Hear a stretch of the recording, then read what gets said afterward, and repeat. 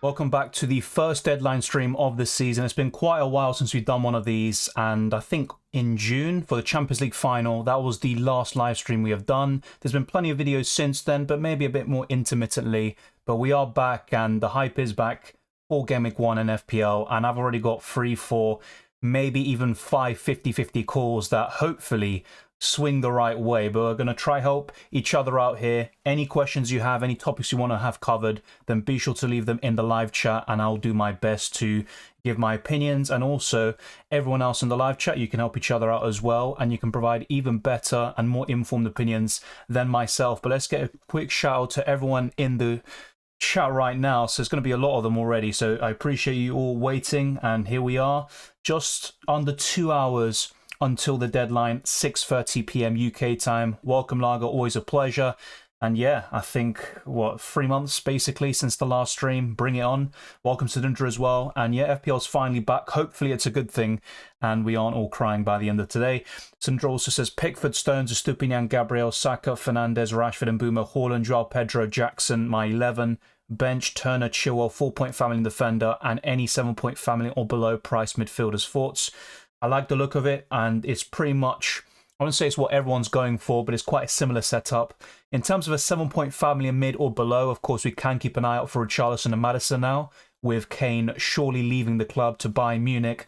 But I'd still probably be leaning towards a 6-point family midfielder like Matoma. I know you've got Joao Pedro already, but I still like going for a Matoma, or maybe going for an Eze there instead. 4-point family defender is tricky, and because you've already got Chilwell, I wouldn't go for Colwill. I think that double up in Chelsea defensively is probably a step too far, but he is still someone worth considering. Pau Torres, Pinnock, and Botman.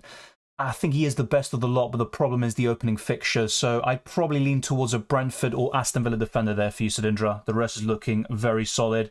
Let's actually just do quick shout-outs, because obviously I'm really far behind in the chat. Let's dance through the season to this beat. Yeah, I can't lie, could have started a bit earlier, but I wanted the whole song to keep on going. Welcome, Amir. Good to see you. Akanji or Gavardiol? I think long-term Gavardiol is what I'd be looking towards, and if there aren't any Croatians in the chat, please be sure to correct my pronunciation. Of course, I'm only basing off the English pronunciations I've heard, but I would go for the Croatian. Alvarez or Eze? I would go for Eze. Alvarez is a good 1-week punt, but longer term, I wouldn't expect him to get consistent starts. If New Foden would start, would you pick him over Martinelli? Probably not. I still prefer Martinelli. Pedro Porro or Stones, says Hemo HSNN. I would go for Stones. I'm ready to get angry and allow FPL to dictate my mood for the weekend again. Maybe not a great idea, Jason, but I understand what you're saying. I can't believe we're back. I can, but yeah, it has gone quickly, I'd say, this summer. Clifford says, hi Dylan, welcome back. Let's have another good FPL season. Hopefully it's a great one. That is going to be the plan. Welcome, Akash, and yes, it is definitely good to be back. Richardson says, hello Dylan, back again for more pain. Yeah, I think that's kind of a recurring theme for most of us in this live chat. I'm also include myself in that. McAllister or Matoma? I'd go for Matoma. I think in terms of goal contributions, Matoma is still more likely to get them. And I know McAllister scored more last season in terms of goals, but those are mainly from penalties, which I don't expect them to retain at Liverpool. Suryansh says, hey Dylan, buzzing that the Prem is starting again. Would you suggest Matoma or Eze? I think medium to long term, Eze is the better one, and I would actually expect them to outscore Matoma. But for the opening 3-4 game weeks of the season, possibly even the first 6, I would maybe give the edge to Matoma, but Eze is absolute quality, I have to say that. And I think long term, if you want someone for the next 10, 15 game weeks, that's where things can change. So it's all about what you're looking for. I'm currently leaning towards Matoma though, just to get that good start and target those really plum fixtures. William says, hey Dylan, great to be back. Yep, likewise William, good to see you. Jeff says, Mbeumo, Eze or Richarlison? It's really close. Literally 2 drafts ago, I had Eze. In the last draft, I had Mbeumo, and now I have Matoma. So it's such a close call. I would still put Richarlison at the bottom of that list, but of course, he can certainly become more appealing now with Harry Kane leaving the club. I'd probably rank it Mbeumo first, Eze second, and Richarlison third, and that's purely based on fixtures, which Mbeumo has over Eze. Watkins, Jackson, or Pedro, says EY. Probably Watkins first, Jackson second, and Pedro third. But I am open to downgrading Watkins to then upgrade my 4-point family and defender to Chilwell. Thoughts on Alvarez? As I just said, I think a minute or two ago, I think he will start today against Burnley, and he is good when he gets those occasional starts. But with Kevin De Bruyne knocking on the door, and it pretty much is Kevin De Bruyne and Alvarez competing for that spot, that's my big concern, and I wouldn't trust him in the long term. And I do prefer Mbumo, Eze, Matoma, and you've also got potentially Richarlison and a few others around that price point that will be more nailed on. But certainly the other 6-point family midfielders I mentioned, I think those are even better options than Alvarez. Maddison and Jackson or Watkins and 6-point family midfielder. That is a close one, but I'd probably lean towards Watkins and a 6-point family midfielder. Captain Martinelli. Actually, that's a good point. He's just a vice captain. He's not the actual captain. Honestly, the vice captain's between him and Saka. It's a really close one. I would maybe lean towards Saka for the penalties, but I think both of them could do extremely well against Nottingham Forest. Hey, Dylan, you forgot to change the league code on the description below. Or maybe you're right for the live stream. That is a really good shout. Thank you for that. I'm going to quickly address that. So I appreciate that because that was the template from last season. So let me quickly correct that just for those that are new. So yeah, if you haven't joined the league code, you can see on the left-hand side. And just in a minute or so, I will be updating the description with the new one. So all you have to do is click on the link and you will be able to join. So thank you very much for pointing that out and correcting me there. Let me just get through to here. I think I'll be able to get this, edit. So we've already got over 100 people watching the stream. Massively appreciated. We're going to try, be very ambitious today. Going to try get this stream to over 200 likes and see where we can go from there. But we're also looking to get to 19,000 subscribers today. We're just over 100 subscribers away from that milestone, and I think we can definitely reach it, so long as we have no big complications. Let's put it that way. I don't want to talk about what happened last time, last season, but yeah. Let me just now quickly address this in the description, and that will be it. So yeah, that is all updated now. So massive shout out goes to, let me get the name of the person who corrected me. Hosea, thank you very much for that. Much appreciated. Beluve Hype says, best 4-point family and goalkeeper. For me, Fleckin. I think Jason Steele would probably be second. Then you're looking at Leno third and Pickford fourth. But Pickford is actually one of the most popular options in general. But I think my top two would be Fleckin and Steele. No, it's not my final team. As I've said in my team selection video and also at the beginning of the stream, there's like 3 or 4 players that I'm 50-50 about. So Pinnock, I think, is the least likely to stay in this team. I'm also looking at John Stones as potentially moving him on. Even Matoma isn't nailed on in this squad. I think the rest generally is, but I think those 3 or 4 players could definitely be offloaded. Who will start for Brighton, Joao Pedro or Welbeck? Well, in pre-season, they both started together, and Joao Pedro is playing as the attacking midfielder with Matoma and March on the wings. So when you're looking at it, I think both of them can start at the same time. And Joao Pedro will definitely start. I think he's a bit more nailed on, and I think he's a bit more versatile. He can play on the wings, up front, and also as an attacking midfielder. Yeah, I have to say, in terms of differentials and Liverpool players, Diogo Jota is right up there, and he's been starting quite a lot in pre-season. And not only that, he's getting the goals, but it's still not my, how do I say this? He still doesn't fully convince me in terms of being nailed on compared to a Saka, even a Martinelli, and you're looking at Mbumo, Eze. Diogo Jota is still dispensable in a way. You've got Gakpo, Diaz, and other quality forwards there like Darwin Nunez. So despite Jota maybe being the second best Liverpool forward at the moment, it doesn't mean he's going to start week in, week out. Thinking of bench boosting, I'd probably avoid it for now, but I can understand some people gravitating towards that in Game Week 1. I think the one chip that I'd be very open towards using in Game Week 1 is the triple captain, but I'm still probably going to look towards a double Game Week later in the season. Diogo says Bruno and Martinelli or Rashford and Maddison. Probably Bruno and Martinelli, but both duos are absolutely fine. Martinelli or Odegaard, I would go for Martinelli. Arthur says no Salah 95% and with Salah 97%, both drafts 1 million in the bank. Which one? Depends which website you're using in terms of the team rating. Look, Salah's absolute quality, and with Harry Kane now out of the picture potentially, Salah is the second best premium in the game. The problem is, what does that mean for your bench, your squad depth, and also not just Game Week 1. Look towards Game Week 2, and also beyond that, using FPL.Team and other resources, because, yeah, your team might look better with Salah in Game Week 1 and possibly 2 as well. But what about the future too? Bruno or Richarlison or Maddison? Bruno Fernandes for me. Are you doing score predictions on the screen this season? I'll look into that, to be fair. I'll try to maybe bear that in mind and then have some screens prepared in the future.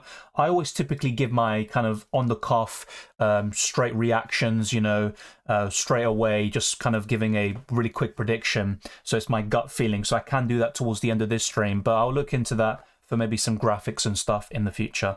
Welcome, JR. Good to be back. Colwell or Adugi as first sub? I'm not so sure if Adugi's nailed. Now, I might be a bit too pessimistic about that. I think he will start in Game Week 1 and possibly the first few game weeks. But when I'm looking in the long term, will Postologlu, go for both Adugi and Pedro Porro on the wing backs? I'm not so sure, because that could be far too offensive. And if Spurs have this problem of conceding way too many goals, they might need to shore things up a little bit and go for someone like Davis as the left back once the new centre back acclimatizes alongside Romero. So I'd be a bit careful about that. I'd probably lean more towards Colwill. I think he's going to be more nailed on in the long term. Welcome, Alex, and thank you very much. Hopefully you're well too. No Salah, Dylan. I don't think so, Raf. Look, I'd love to have Salah, but it will also be at the detriment to the rest of my 50-man squad. Hi, Dylan. Colwell or Doogie? Just covered that. Carricky says Johnston and Henry or Fleckin and Anderson. Probably Johnston and Henry, but just like most of the questions posted today already, very close call. Start in Mbumo or João Pedro? João Pedro for the fixture. I've gone for Eze instead of Mbumo. I'm a Palace fan as well. I think in Game Week 1, Eze outscores Mbumo. The problem is, from Game Weeks 1 to 8, let's say, I think Mbumo scores more points with the fixtures. Start 2, Chilwell, Watkins, and Mbumo. Probably Watkins and Mbumo. Suggest a midfielder at 7 million. I'd probably lean towards the 6.5 million midfielders. So Eze, Mbumo, and Mitoma. And I'm currently leaning towards the Japanese. So Mitoma first. If you want someone specifically at 7 million, then I would definitely consider Richarlison, who will now start games with Kane leaving the club.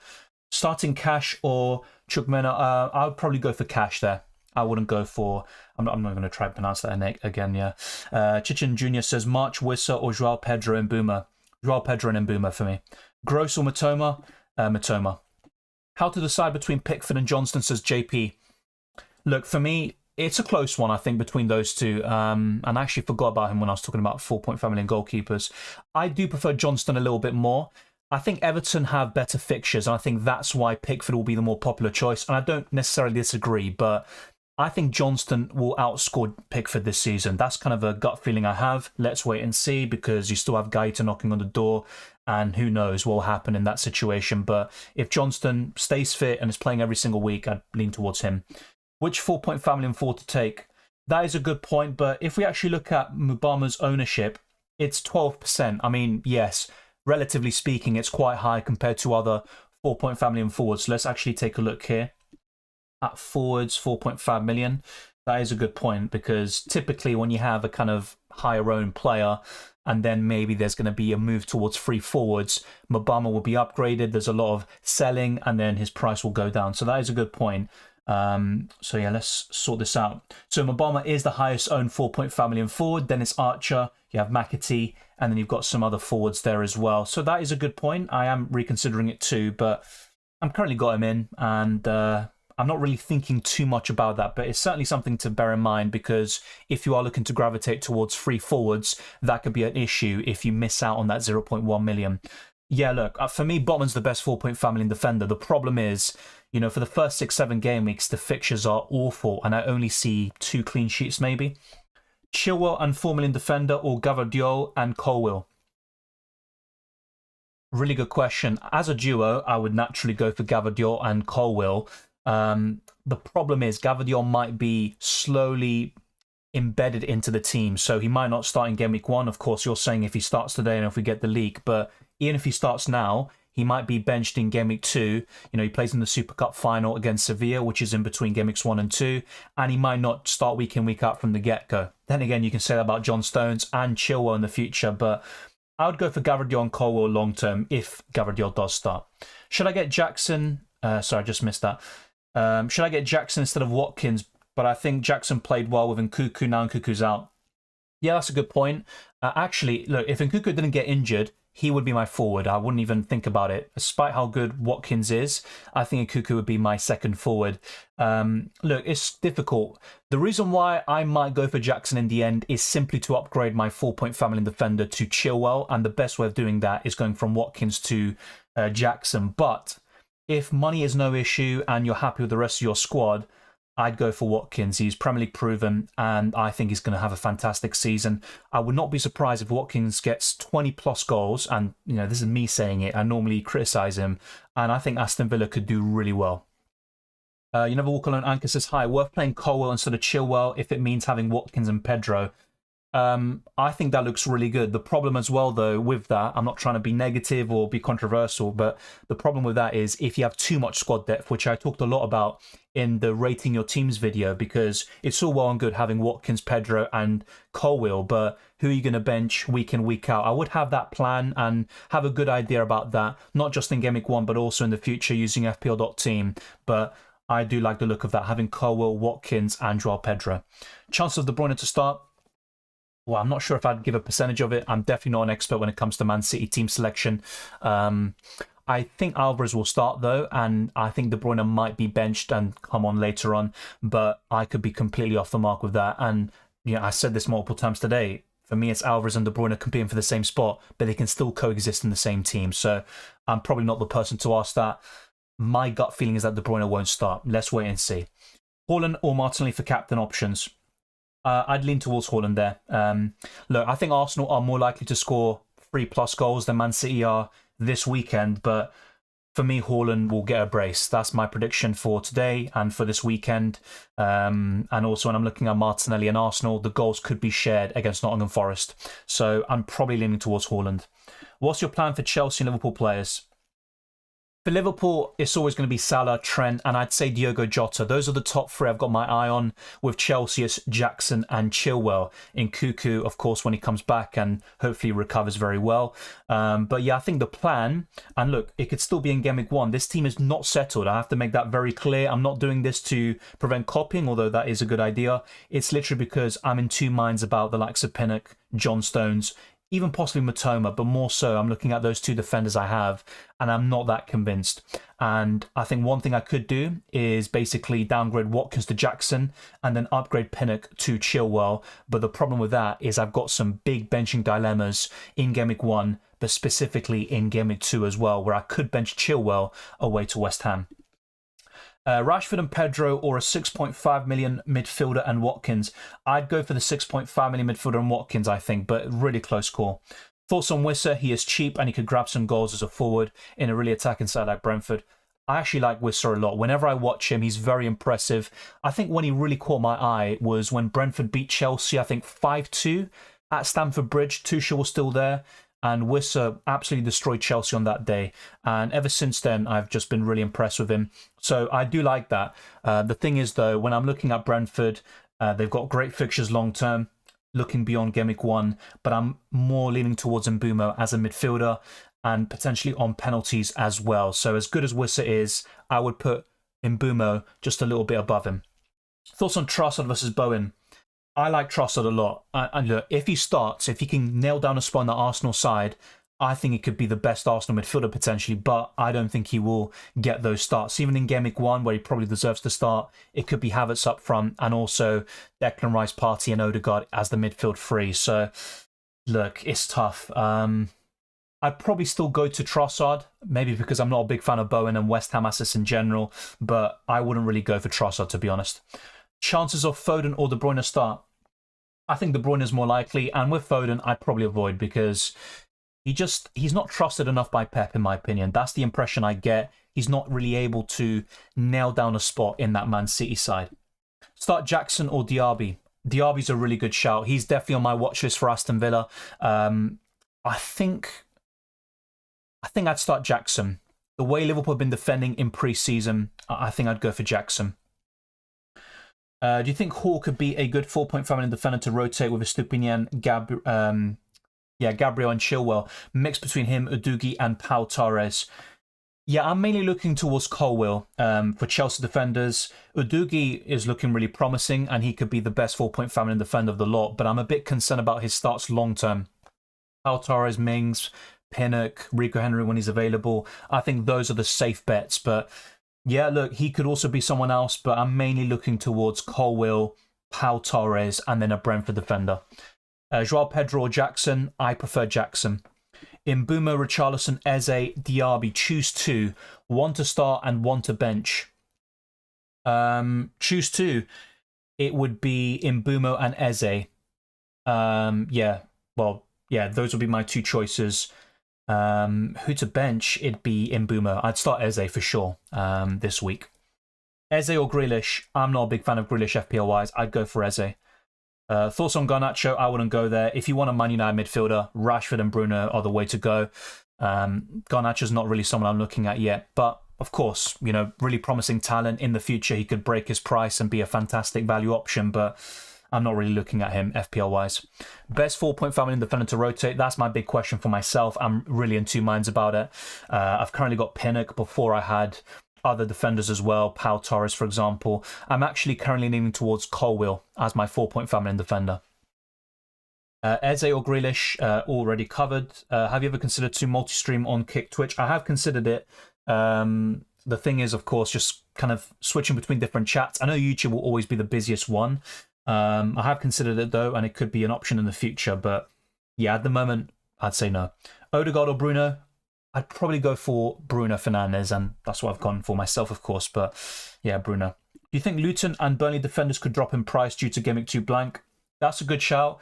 It's definitely a possibility, especially with Kabore and Bell. I think Bell more so than not, his high ownership. And, you know, let's say, for example, I don't know, maybe this is not a great example, but Chilwell concedes 2 or 3 against Liverpool, and then, you know, someone wants to, you know, maybe, you know what, actually, I don't even think that's a good example. I'm going to scrap that. But with Bell's ownership, I think last time I checked, it was around 20%, and it could easily go down in Game Week 2. Someone moves him on to a 4-point family defender, or even finds the funds to upgrade to a premium defender. So that is a really good point. But I think with the likes of Kabore or maybe lower owned assets, it won't be so much of an issue.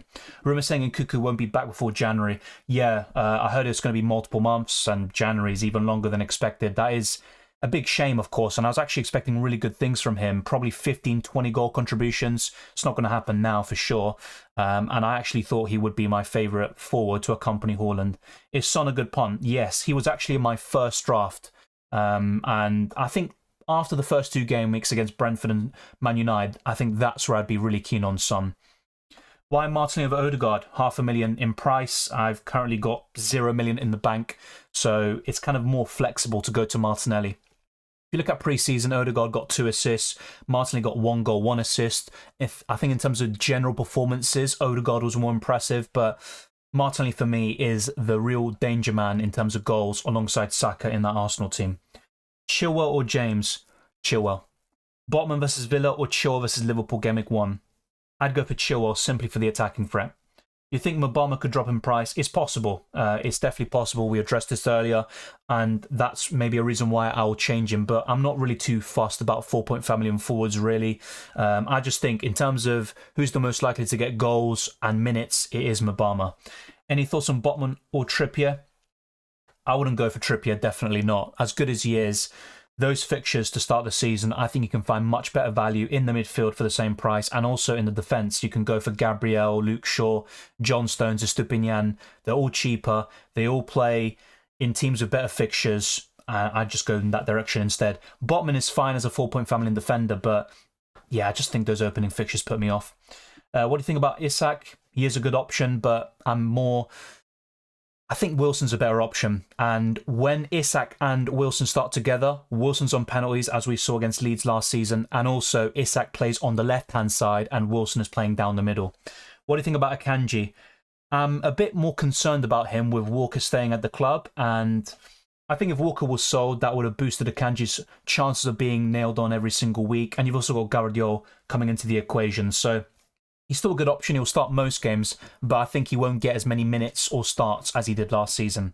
Yeah, that is very good. 67 points is very good for a predicted points algorithm. You generally do outperform the expected points. Start Mbeumo or Jackson? I'd probably go for Mbeumo there. Son, Joao Pedro or Jackson Eze, says Terence 2. That is a great question. Probably Jackson Eze, but honestly, it's literally neck and neck. Stones or Chilwell? I've currently gone for Stones. I think he'll start in Game Week 1. He might be a bit of a concern in the future, even as soon as Game Week 2, with Gvardiol coming in as well. But I think for this Game Week, I'm going for Stones and just see what happens from there.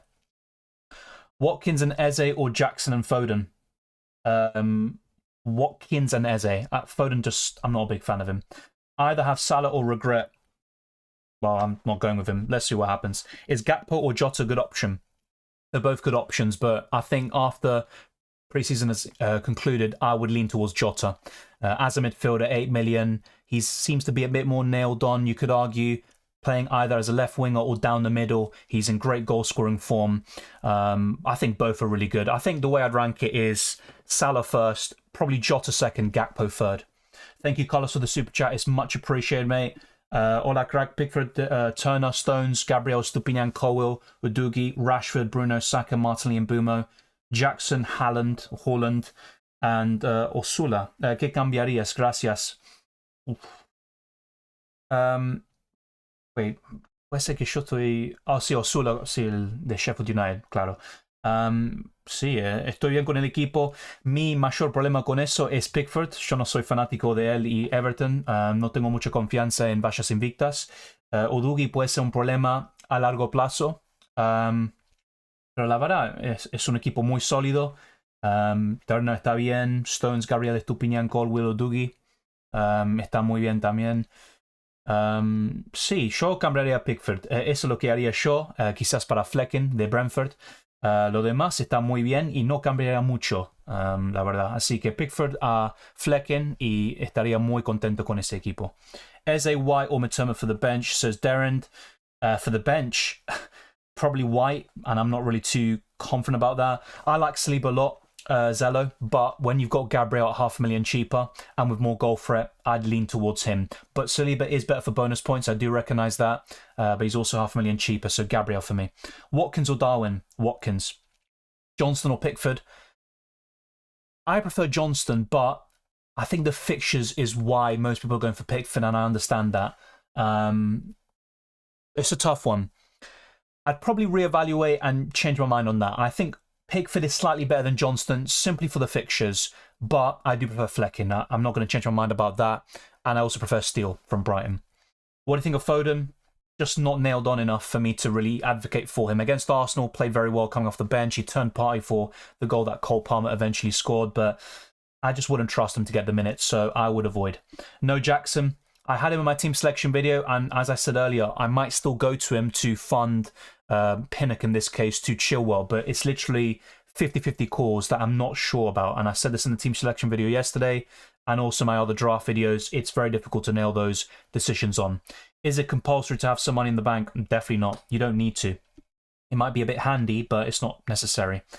I'm starting Johnston, Gabriel, Estupinian, Tarkovsky. Well, that's interesting. Salah, Saka, Rashford, Eze, Haaland, Watkins, Pedro, benching Turner, Baldock, Colwill, and Chukwueze, I think it is, right? Wave in defence. Yeah, I think Gabriel and Estupinian, very solid stuff. But yeah, I think Tarkovsky... Look, I have to say, Baldock and Colwill are fine, but I just don't like Tarkovsky, despite the fixtures. I would try to upgrade that if possible. And yeah, Johnston... I think he's a good 4.5 million option, but with those fixtures, I'd maybe look elsewhere, and Flecken for me is the one I'd recommend to all of you. Bruno or Rashford? I think Bruno will outscore Rashford this season, so I'm going to stick with that prediction and lean towards Bruno. No, exactly, JR, that's my point. I don't trust him enough, but I would rank Pickford above Johnston for the fixtures, and for me, Flecken is top for 4.5 million goalkeepers, and I would put Steele in second. Thoughts on Havertz? I think he's going to have a really good season. And look, I'll be honest, I said this, you can even see in the videos and streams last season. I don't rate him, or I didn't rate him last season at Chelsea. I thought he was very poor at the Blues. But I think this season, I think Arteta will find a way to improve him. And once Jesus comes back from injury, you'll see Havertz more in the midfield. Because I think in Game Week 1 against Forest, you'll probably see him play as the striker. I'm probably expecting 10 to 15 goal contributions from him, but when you've got Odegaard, Martinelli, and Saka, who'll probably get more points and more bonus points and goal contributions, that's why we're going to be leaning towards those players instead. But I think Havertz will be one of the surprise packages this season, and maybe not justify that very hefty high price tag, but I think he will be a solid signing. Thoughts on Trossard? I think he was Arsenal's best player in pre-season, but I just don't trust him to get minutes. A bit similar to Foden, although I think Trossard will get more minutes in the long term. But yeah, just for me, that puts me off. And even for Gameweek 1, I just can't tell you if he's going to start or not. Stones plus Joao Pedro 1.5 million in the bank, or Henry plus Watkins with 0 million. I think to start the season, it would be Stones and Joao Pedro. Mitoma, Eze, and Mbeumo in order. Simply because of fixtures, I'd put Mitoma first, Mbeumo second, and Eze third. That doesn't reflect what I think in the long term. This is kind of for the first 6-8 game weeks of the season. Is Jimenez going to start? Well, Mitrovic is still, I'm not sure what's the latest with him, but he was really pushing for that move to Saudi Arabia. I think Jimenez will start, but maybe Fulham fans will correct me. Do I need Brighton or Brentford attack? I would lean towards Brighton attack for the fixtures, and also I think Brighton are a better team offensively than Brentford. The thing with Mbeumo, though, is he's the talisman with Tony out, and he's on penalties, and that's why maybe long-term he is the best option. But I think in terms of a club, which team is better offensively? It's Brighton, for sure. If you've got the spare funds, Son or Maddison? Great question. I'd probably say Son, just about. Joao Pedro, CV, if money is no issue. Yeah, I think March is fine. I'm not really a big fan of his form. I know Mitoma isn't in great form himself, but he did get an assist in one of the preseason games. March had got, 0 goals, 0 assists. Even towards the end of last season, he was in and out of the team. You can expect some rotation with Buonanotte on the right-hand side, even Enciso as well at times. I think the reason why Mitoma is kind of so popular is because he is one of the more nailed-on players for Brighton. So I like March, and I actually had him last season towards the end, but he was very frustrating, and I think he's more susceptible to rotation. We are getting some repeat questions, so be sure to, just maybe rewind a minute or so and you'll find the answers. Thoughts on Salah? He's the second best Premier in the game behind Haaland, especially with Kane now out of the Premier League, it looks like. But it's kind of just a big question. For me, look, if you have Haaland and Salah, just ask yourself, are you weakening the rest of your 50-man squad and your starting 11? If that's the case, I would reconsider going for Salah. But I have to say, those that go with him in Game Week 2, you're going to find a very big advantage over those non-Salah owners. Mbeumo or Jota? Mbeumo for me. I like Jota as a differential, but Mbeumo for how nailed on he is, being on penalties, good long-term fixtures. Hi, Dylan. Jackson, Jota, Nunez, Watkins. Please choose two. Please choose two. Well, Jota is a midfielder, so just bear that in mind. Obviously, the other three players you mentioned are forwards. I would go for Watkins for sure, and probably Jackson. But it just depends, really. I'm guessing you are aware of that in terms of Jota being a midfielder. Mbeumo or Wissa? Mbeumo. Top 3 4 million defenders. Close one. I'd probably say Baldock first. I would say Bayer second. Jesus, yeah, I've got some broken glasses, as you can see. Bayer second, and in third place, yeah, I'd probably go for Kabore. Kabore is actually more of a popular option at the moment, and more people are gravitating towards him.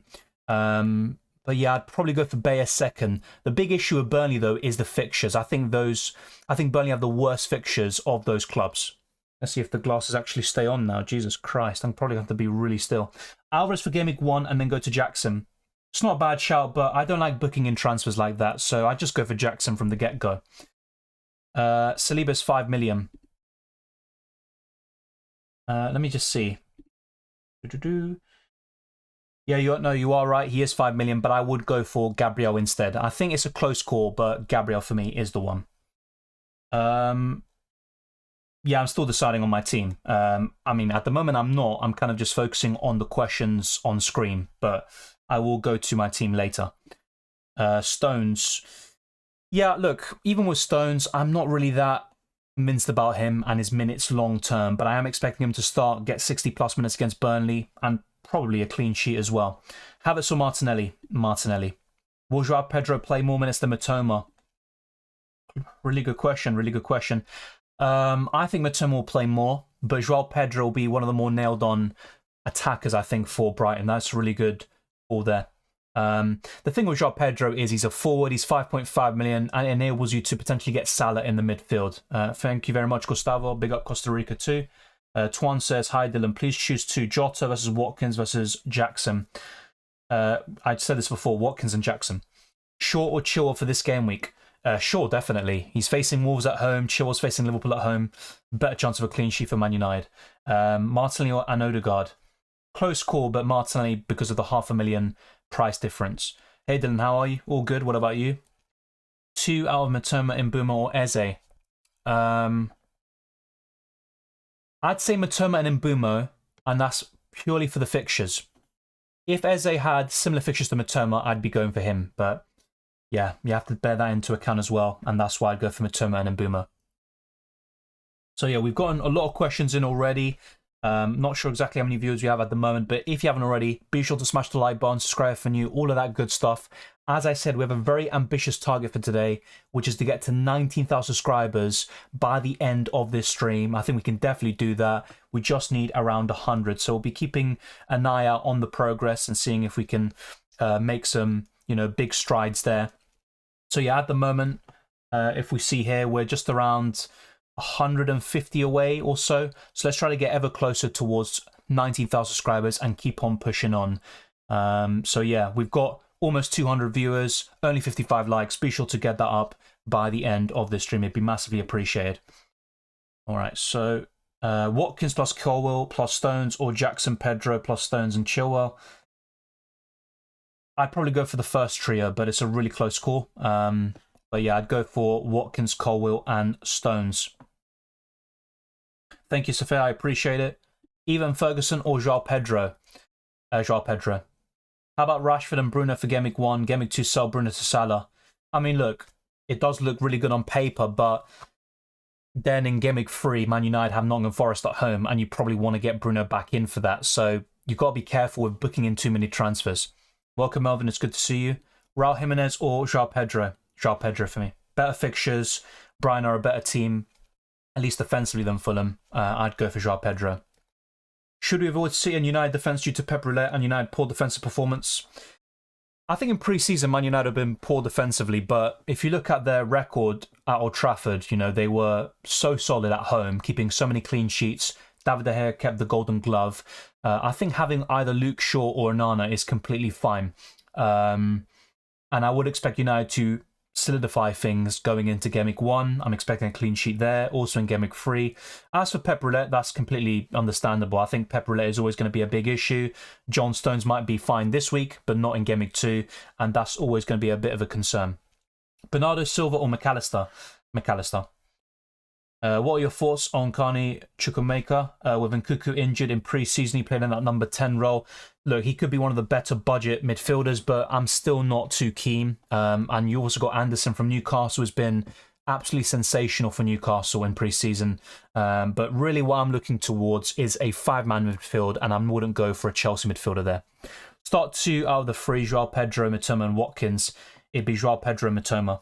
When's the time to get Liverpool players? It's a tough one. If we're looking at exact fixtures, because look, Game Week 2, they're facing Bournemouth. You'd ideally have at least one player for that, but it is a tough one. I think if I had to give like a specific game week where you'd start to, I think the template will shift a little bit towards Liverpool players. If we have a quick look now, the fixture tick actually, using Fantasy Football Hub, we can look at this together. So I would probably say towards, for some reason it's not. Yeah, for some reason it's signed me out, whatever. I'll look at that later. I would probably go for Game Week 6. I'd say Game Week 6, 7. Look, Wolves away could be a really good fixture now. Of course, Lopetegui left the club. They've got Gary O'Neill as their new manager. But yeah, I think the first 4 game weeks look pretty tough overall. Bournemouth at home being the only plum fixture. I'd say Game Week 5 or 6 is where things start to look better for Liverpool. But yeah, let me actually have a look quickly at fixing that issue there. Just 1 second.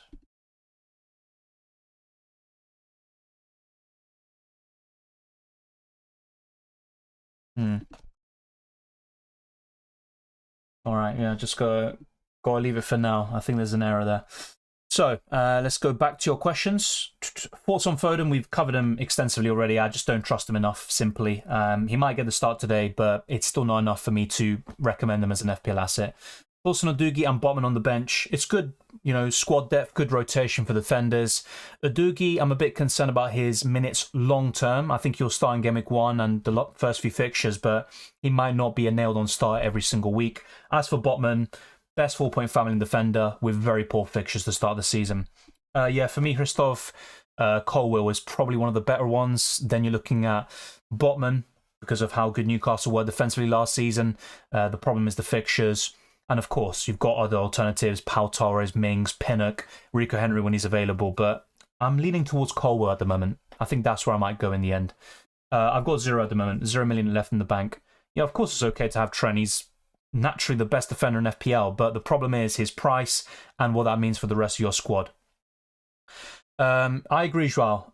It's because they're looking at the fixtures and, avoiding big clubs, having really good fixtures every single week. But the problem is you're backing Everton and Nottingham Forest defensively every single week. So, yeah, I completely agree with you on that. Best goalkeeper rotation. I think Onana and Flecking, I know it's expensive, 9.5 million, but that for me is the best goalkeeper rotation overall. If not, Onana and Turner is also pretty good. In Game Week 2, for example, Onana faces Tottenham away. You've got Turner at home to Sheffield United. Doesn't Ketia play with Jesus injured? Not necessarily, because you have Kai Havertz who can play up front like he did against Man City in the Community Shield final, and you also have Trossard knocking on the door. So I wouldn't say that. I wouldn't go for Nketiah. I mean, I'm not saying don't go for Mbeumo, but I'm probably going to go for Mitoma in the end for the fixtures. I know Mbeumo also has some very good fixtures too, but I think for the first 3 game weeks, Brighton have better fixtures, and also in Game Week 1, I would back Mitoma to outscore Mbeumo quite significantly, potentially too. But look, it's a really close score. And even in pre-season, both of them haven't really been too impressive. I think Mbeumo scored once from a penalty. Mitoma got 1 assist. And really you're looking at Eze as the standout in-form 6-point family midfielder. The problem is he's got bad fixtures too. Thank you, Nelvin. I appreciate it. Point is having Jackson on the bench, 8 forwards, all good to save a free transfer and can get out Pedro later.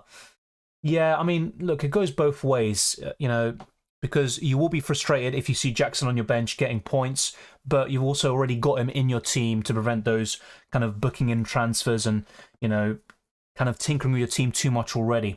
But just depends really what the alternative is and what that means for your starting 11. So that I think that's what it would come down to. For me, Flecking. Pickford is not even in my top 2 or 3. I think it's it's Flecking first, still second. Maybe I'd go for Leno third, then Pickford, then Johnston. And that's mainly with fixtures taken into account as well, with Palace not having great opening fixtures. So, yeah, my top 2 are going to be Flecking and Steele. Martinelli, Foden or Maddison? Martinelli. Does Kane leaving help or hurt Son's FPL scoring? Great question. I mean, I think Son will improve upon last season, where he played alongside Kane throughout the whole campaign. So I think Son will improve, but do I see Son winning a golden boot or getting 20-plus goals like he did a few years ago? No. So I think the truth's, somewhere in the middle. I think Son will do better than last season, but he won't reach the same heights as he did with that great partnership with Harry Kane. Turner and Areola, just go for Turner. I wouldn't go for both of them. I just don't think that's worth it. I would invest at least 4.5 million or 5 in a solid goalkeeper option like Flecking or Onana. Yeah, that's a great question, Joel. I would say maybe 10 minutes before the deadline. Definitely, when you've got 5 minutes left, just be sure to have your team ready. Otherwise, you could be in trouble. Use Jackson and Watkins. I'm completely fine with that, but don't go about Haaland, in my opinion. Well, no, I'd have no Liverpool player. You just can't have everyone, unfortunately. Is Salah a differential? In terms of effective ownership, yes, in a way. I mean, when you've got someone over 20% ownership, I wouldn't call him a differential per se, but for his price, his explosiveness, how great he is, yes, you technically he will be a little bit of a differential. Yeah, he can do that against Chelsea, but look, you can't cover everyone. I'm going to say there's probably a lot today. You just can't cover absolutely everybody. You've got the Arsenal, Man United midfielders offering tremendous value. You've got a lot of good 6-point family midfielders like Matoma, Eze, and Mbeumo. So, no, you just can't cover all bases. Ideally, I'd have 6 midfielders, only 1 forward, but you can't do that. Martinelli versus Matoma for the first 3, still Martinelli. Best 4 million defender, for me, it's Baldock. Dawson Johnston, I like him, and overall, I think he's a better keeper than Pickford. But with those opening fixtures, I'd probably look elsewhere. Flecking and Steele for me. 4.5 million striker or 4 million defender. I'd say 4 million defender, I guess, yeah. You're not really going to get a 4.5 million forward who starts. I'm not going to talk about Foden because we talked about him enough already. Jackson is one of my favourite forwards at the moment. Now, if Nkuku was, obviously not injured and stuff that really bad injury against Dortmund, I would have favoured him over Jackson and he would have been in my team. But I think Jackson is probably in the top 3 or 4 forwards to start the season. Alternative, probably no Pedro, then use 1 million to have Stones and Chilwell. But again, 1 bench this week, but good rotation for tough fixtures. Then I'd rather have the rotation for the tough fixtures there, Marco, and have Jackson. Thank you very much. We have a new member here in Abhishek. Thank you very much for becoming a differential, and a big shout out to all the patrons and channel members. Ben Lockett is a new patron as well, so thank you very much for all the support. Twan says, hi Dylan, what do you think about, is that Liverpool forwards? For me, of course, Salah's always number 1, but I think then it's Jota and then Gakpo as the top 3. That's the way I'd rank it, and Darwin Nunez as 4th, but it's really close to separate 2nd and 4th. Who is better, Foden or Grealish? I think Foden is naturally a better FPL option, more goals and assists, but Grealish is more nailed on. Bruno and Matoma or Jota and Richarlison? I'd go for Bruno Matoma. More template, more boring, but that's what I would do. Maddison or Martinelli? I would go for Martinelli. I disagree, Martin. Yeah, look, he could start the first 3 or 4 games, but he's just not worth it for me. It's just going to be a transfer waiting to happen, and I'm backing Bruno Rashford to get the bulk of the goals and assists there. Hey Dylan, how's life going with FPL being back? I mean, let's see how it goes. I'd say fairly decent, I guess. I was enjoying, the sunshine and all of that, and the holidays. I'm not thinking about FPL for like 2 solid weeks, but we are back. Hopefully it's not too stressful. Michael says Jackson and Mbeumo or Martinelli and Joao Pedro. Probably, that's really close. I'd lean towards Martinelli and Joao Pedro to start the season. Maddison for me. I think he's just more of a proven and quality and consistent player than Richarlison. Double Brighton attack too much or good to attack the fixtures and maybe transfer out soon? Look, I don't think there's a right or wrong strategy per se, but I'd just be a bit careful about booking in too many transfers. So if you've got double Brighton attack and then you've also got another transfer you need to make in the forward position, then that could be a big issue for you long term. But I think double Brighton attack for the first 3 to 6 game weeks is fine. Hey Dylan, how do you plan to get to Salah if Salah does very well? That's going to be a huge issue, to be fair. And look, as someone else said earlier, I think it was JR, maybe I got that wrong, but yeah, if Salah does really well against Chelsea, going into Game Week 2, he's going to be one of the most popular options. His price is going to be rising. Everyone's going to try force him in. There could be hits being taken. And for example, in my team, I'd be looking at downgrading one of my defenders potentially, or even Watkins to Joao Pedro to then upgrade Bruno Fernandes or someone like that to Mohamed Salah. So that's probably the way to go. Newcastle or Chelsea for better defensive clean sheets? I think with the fixtures in mind, Chelsea. I'd back Chelsea more than Newcastle. Yes, I think Martinelli will be nailed on. Yeah, there will be the occasional benching. Trossard could come in, and Martinelli won't be the safest Arsenal asset, but I think he'll start most of the first 5 or 6 games. Not sure there, Car. A lot of Man City fans I've seen in forums have. It's kind of been mixed bag, but I think more would lean towards Gavardiol not starting and instead being on the bench. Let's wait and see though. Jackson, Joao Pedro, Wissa. Jackson, I think it's the way you've kind of ordered it there. I think that's the way I'd go about it. Jackson has the best long-term fixtures.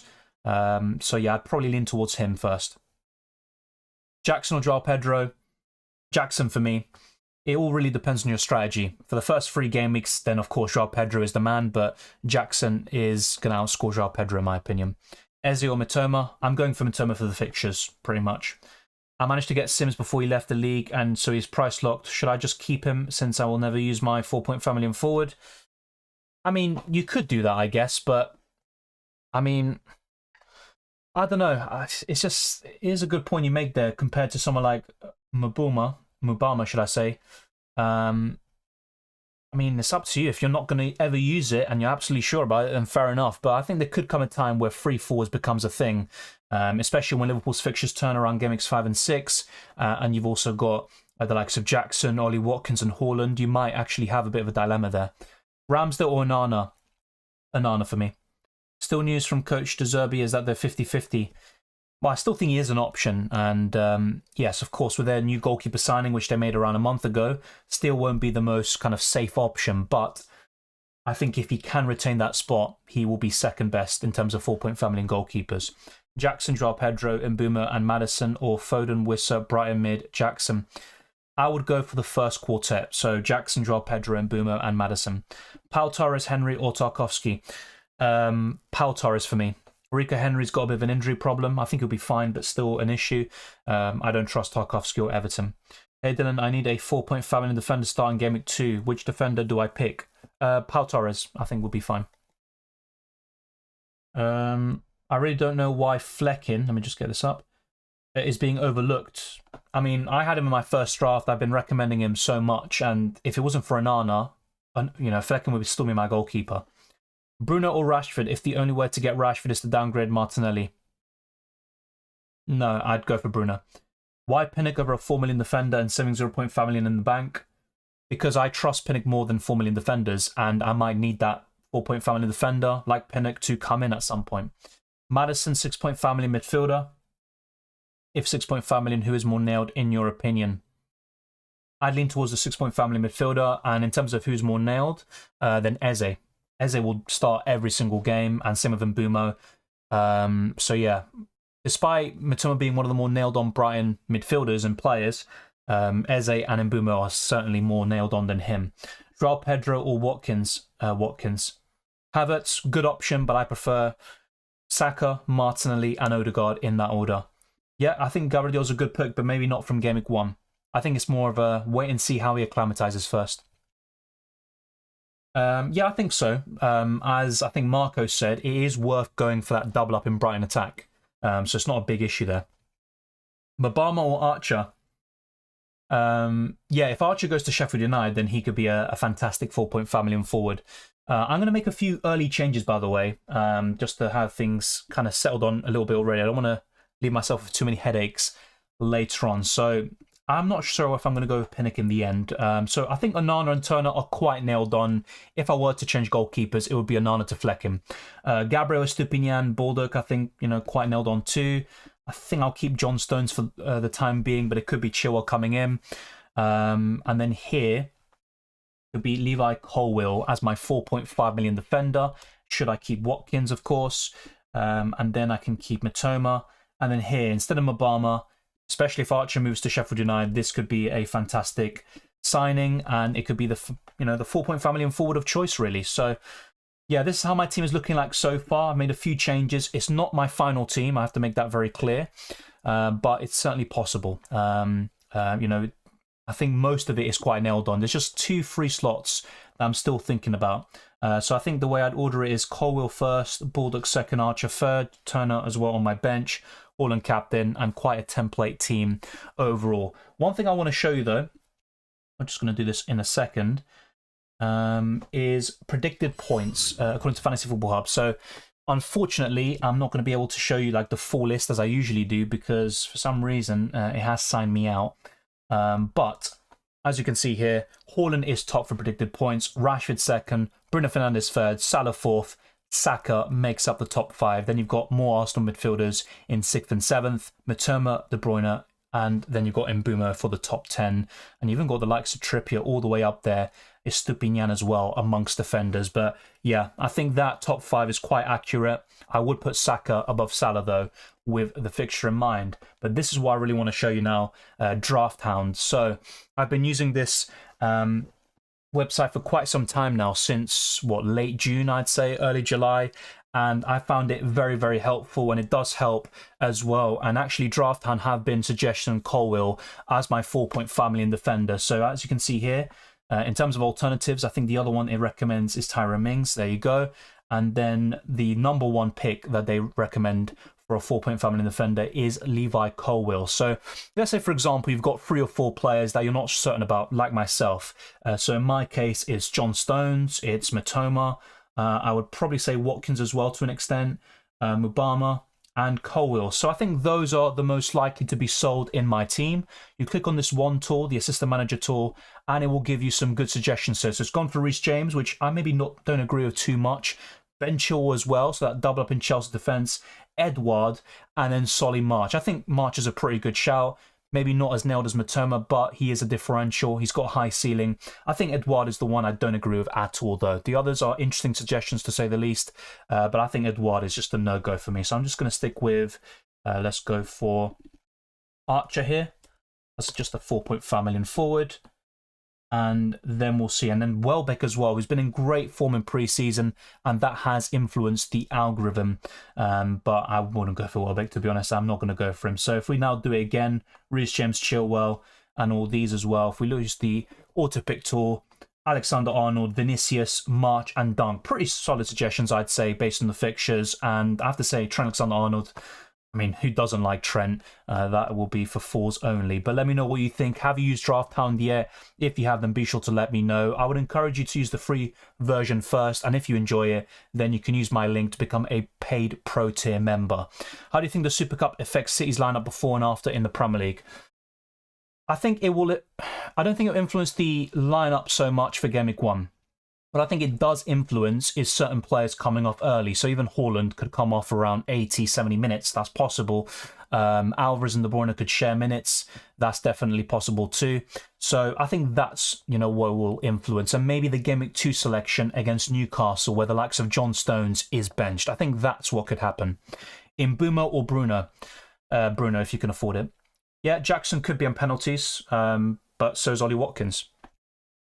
Rashford or Bruno? I think Bruno. Osula or Mubama. You've also got Archer, who could move to Sheffield United, apparently. It's a tough one, I think. It's a tough one. Look, honestly, they're just 4-point family forwards, and, most of the time they're going to be on your bench. So what you're really looking out for is the fact that a 4-point family and forward isn't going to go down in price once there's a lot of transfer activity from Game Week 2 onwards. This website is Drafthound. I have put links before, and I've talked about it in my previous videos. So I will put a link now in the live chat. You can also find it in the description below. So if you use that link, you can become a paid Pro Tier member, and you have access to all the tools, not just the Assistant Manager tool I just showed you, but also player rankings. So for example, if you want to see who's got the highest chance of scoring, and these are updated very often, Haaland is top. And actually, I think 2 weeks ago, he was at 70% chance of scoring. But after his poor performance against Arsenal and maybe a mixed pre-season, he has gone down. Rashford has actually subsequently gone up to 2nd place. You've got Welbeck now in 3rd.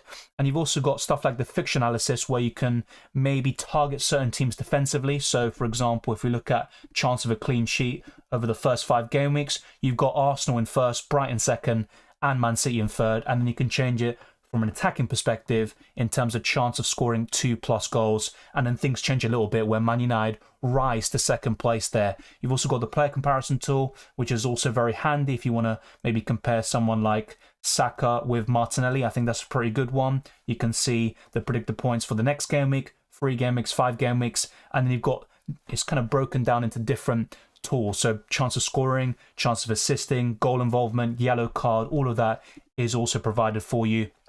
And this has also been released, I think, in the last 2 weeks, the predicted lineup. So according to Drafthound, Ramsdale in goal, White, Saliba, Gabriel, Jurriën Timber, Odegaard, Thomas Partey, Rice, Saka, Havertz, Martinelli, which is what they put against Man City in the Community Shield final. I think one lineup we all want to see, though, is Man City. So this is what they've gone for. Edison, Walker, Ake, Akanji, Stones, Rodrigo, De Bruyne, Bernardo, Foden, Haaland, and Grealish. So they are predicting De Bruyne to start, but only getting around 55 minutes or so, and for Foden to get around 50, 60 minutes too. I think Ake, he's now been cleared. He's in contention to start as well. He was an injury doubt around a week ago, but not too sure about that one. That's maybe the big question mark I would have about this predicted lineup per se, but I definitely recommend Drafthound to you. I'd try out for free, like I said before, and then play around with the tools and see what you make of it. Let's now go back to my team where I've made a few changes from the beginning of this stream. I have brought Levi Colwill in. I've also made a few changes like my 4-point family and forward. And apart from that, I think everything else is the same. Yeah, it is. But from yesterday's team selection video, Matoma has come in for Mbumo, and I've also reintroduced Watkins for Jackson. Should I get Salah instead of Martinelli or Saka? I think the Arsenal midfielders will outscore Salah, but if you can afford Salah, long term, I think Salah will outscore at least Martinelli, that's for sure. And I probably would go for that. It's a good differential to have. Looked on FPL.Team and think 2 Brighton or 1 or 2 punts is good because bar injuries don't see many obvious transfers.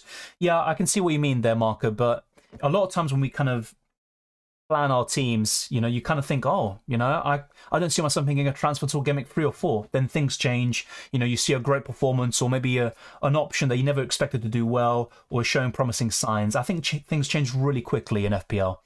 Who do you think will be taking penalties for Spurs now that Kane is gone? It's between 3 players, Heung-min Son, Maddison and Richarlison. Maddison wasn't great from the spot last season. I have a feeling that it could be Son on penalties. I think that could be the one. Which formation do you recommend to go on? The way it's going, I think 3-5-2 or 4-5-1. I think that's what I'd lean towards. Yeah, I think 5 midfielders, I wouldn't say it's a must, but it's looking really solid. Bruno for me, just about. Martinelli or Matoma, I'd go for Martinelli.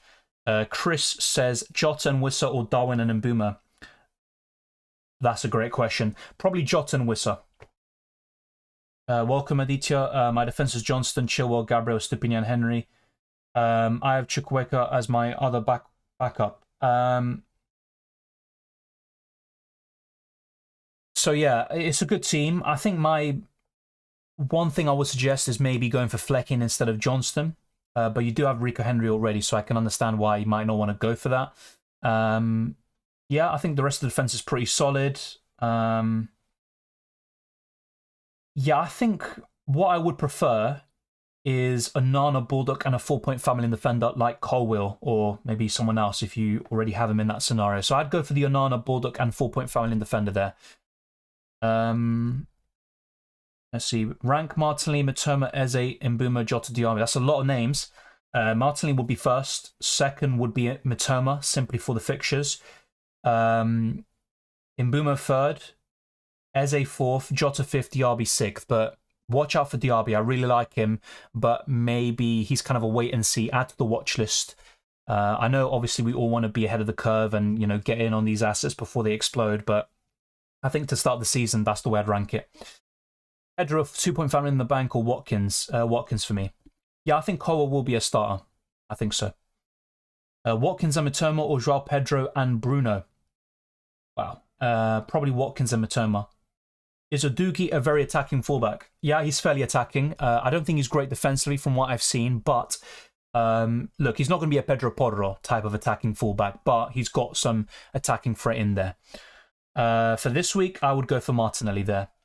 Is Son a good option? Yes, he is. The reason why I'm not going for him is because he's 9 million. I prefer the likes of Rashford and Bruno with the fixtures, and Spurs are facing Brentford and Man United for the first 2 game weeks. Trossard or Havertz? Havertz is more nailed on. I think Trossard is just in, everything he's touching at the moment turns to gold, even that lucky goal against Man City. I'm just not so sure if Trossard starts. That's my big concern. Because of that, I'd go for Havertz, unfortunately. What are your thoughts on going for March against Matoma? Look, March, lower owned. I like that. I also think March has a high ceiling, but Matoma for me is far more nailed on. March towards the end of last season, if you haven't forgotten, He was kind of in and out of the side. He was coming off the bench from time to time. He also had a pretty poor end in terms of goals and assists, which, to be fair, so did Mitoma. And that's also kind of leaked into pre-season. No goal contributions whatsoever for March, only one for Mitoma, but I would still lean towards Mitoma there. Thank you, Ananda, for becoming a differential. That's 2 new differentials that we have gotten today, so I appreciate that very much. And we also have a new patron member in Ben Lockett, so thank you very much to all the new patrons and channel members and those that have been supporting for a very long while. Gabriel for me, $500,000 cheaper, more nailed on, more goal threat, Gabriel. Martinelli or Mitoma? Martinelli. Bruno Fernandes or Martinelli for Game Week 1? Martinelli. Foden or Grealish? Foden. Best 4.5 million bench defender? Look, Botman overall is the best, but with the fixtures in mind, I would suggest Colwill from Chelsea. Mitoma or João Pedro? Mitoma. Upgrade Martinelli to Bruno with 0.5 million left in the bank. I prefer Martinelli personally, but it's not a bad shout. Welbeck or João Pedro? João Pedro. Saka for me all day long. I think he's a far better option than Foden. I've answered that already, Bicker. Try not to spam the chat. Hey Dylan, Akanji, Ake or Walker?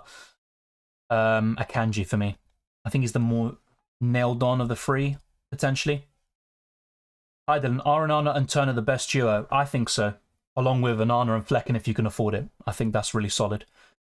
Badugi, best 4.5 million bench defender. Look, it's close. You've got him, you've got Pau Torres, Mings, Pinnock, Rico Henry, Colwill. I'd probably go for Colwill or Adugi, I think. The reason why I haven't gone for Adugi is because long term I'm not too sure if he's going to nail down a spot. What's your view on Trippier? When the fixtures turn, he's going to be worth considering again, but not for the time being. I think those fixtures are just too poor for a 6.5 million defender. Do you have a plan how to bring Salah in your team? Well, the plan would be to go from Watkins to João Pedro potentially, and then upgrade Rashford / Bruno Fernandes to Salah. That's one thing I could do. Because otherwise, I would have to make 2 other downgrades to then upgrade and get Salah in the midfield. João Pedro and Haaland and Watkins together. I mean, that's a really solid front 3 if that's what you want to go for. I think the simple answer to that wasting is Onana. $500,000 cheaper. He's going to play every single game, and yes, so will Luke Shaw, but he also gets the occasional injuries, which Onana won't. Thank you, Mustafa. It's good to see you here. Look, João Pedro is a solid bench option, but against Luton Town, you would ideally start him, especially when he's on penalties. Stones plus 4.5 million forward, or 4.5 million defender, and João Pedro. If you want squad depth, it all depends on your setup, what you're looking for. Do you already have a lot of squad depth? But for me, if I'm just looking as a duo, I'd go for the second one. 4.5 million defender, João Pedro. Diaby or Mitoma? Right now, Mitoma. I think as the season progresses, Diaby is going to be a really good option, but right now, Mitoma. Thank you, Juega. Leonardo. Yeah, we are back indeed. Eze or Mitoma? Mitoma, simply for the fixtures. Is Colwill nailed? Look, it's kind of a gut feeling, and there was one game in pre-season where he was benched, but I think he will start most games. Son, Eze, or KDB, Richarlison? Thoughts on Richarlison in general? Well, I would never have considered Richarlison with Kane in the team. If you look at pre-season, he was basically coming off the bench every single time. But now with Harry Kane potentially out of the picture, Richarlison should start more games, and he could even possibly be on penalties too and be the main talisman up front. So I'm more keen on Richarlison now. But looking at your other, kind of conundrums, I think I'd go for Son and Eze. Bench boost, Jackson, Johnston, Baldock and Chilwell. I personally wouldn't do it. You've got Jackson and Chilwell facing Liverpool. Yes, Johnston and Baldock aren't bad options, but they're facing each other too. Yeah, I just wouldn't go for it personally. I don't think it's worth a bench boost yet. Trossard or Havertz?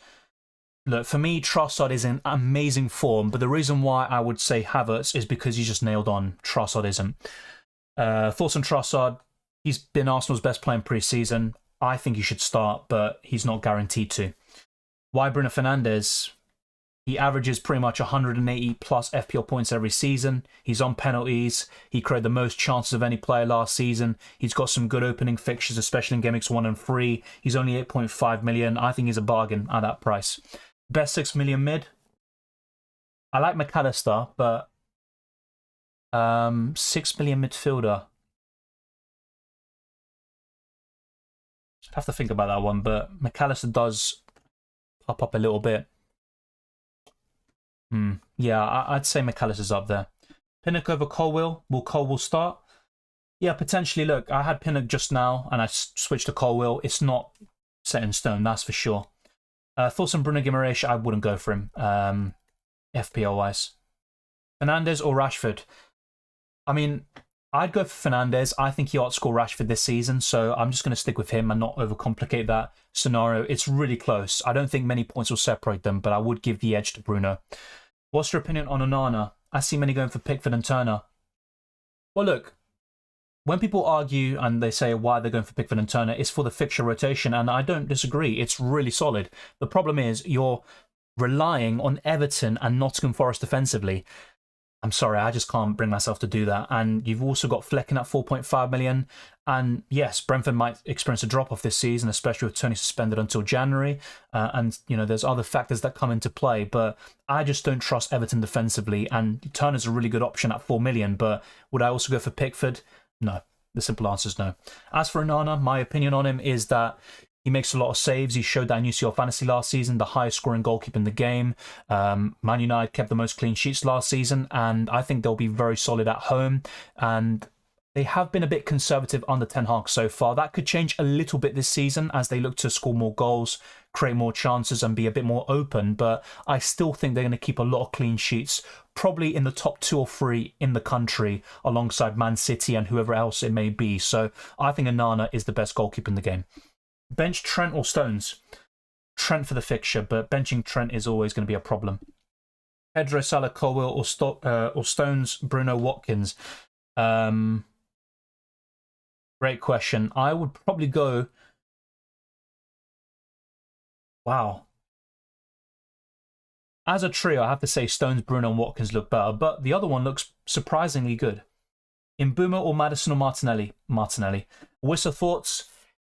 I prefer Mbeumo, but Wissa is a really good player. Very impressive whenever I watch him. And with Tony out, he's going to get more game time, and that only means more points. In terms of points per game, he's actually one of the highest last season. Is Timber a good punt? Yeah, I think so. He can play left back, centre back, right back. I really like him. Well, you say that way, Singh, but yeah, during pre-season, they were very poor defensively, but they kept the clean sheet against Arsenal. And look, last season, they showed what they could do. I still think they're going to keep more clean sheets. Once they have that settled 11, the new signings bed in fully, I think they're going to be pretty good. Yes, they might not be challenging for the title, but I still think United aren't poor. Yeah, no worries. I probably would have dozed off during the stream, to be fair, especially with this heat at the moment. But yeah, it's good to see you here. Thank you. I am Monson, I think it is. No, it's not essential to have 2 Arsenal midfielders and United midfielders, but I think they're just really underpriced and they've got good fixtures, especially in Arsenal's case. Hey, Dylan, both Pedro and Watkins or Pedro and a better mid? Depends what price point we're talking about. Are you talking about 8.5 to 10 million mids? If that's the case, I would rather go for that instead of Watkins. The 2 decisions I can't decide on are Stones or Chilwell. Yeah, I'm in the same boat as you. I'm literally in the same boat. I'm also considering Colwill, you know, that 4.5 million defender. I'm still not sure about it. You worried about Baldock price drop as a highly owned 4 million? Yeah, but this is the problem though, when you think too much about ownership and price drops and stuff like that.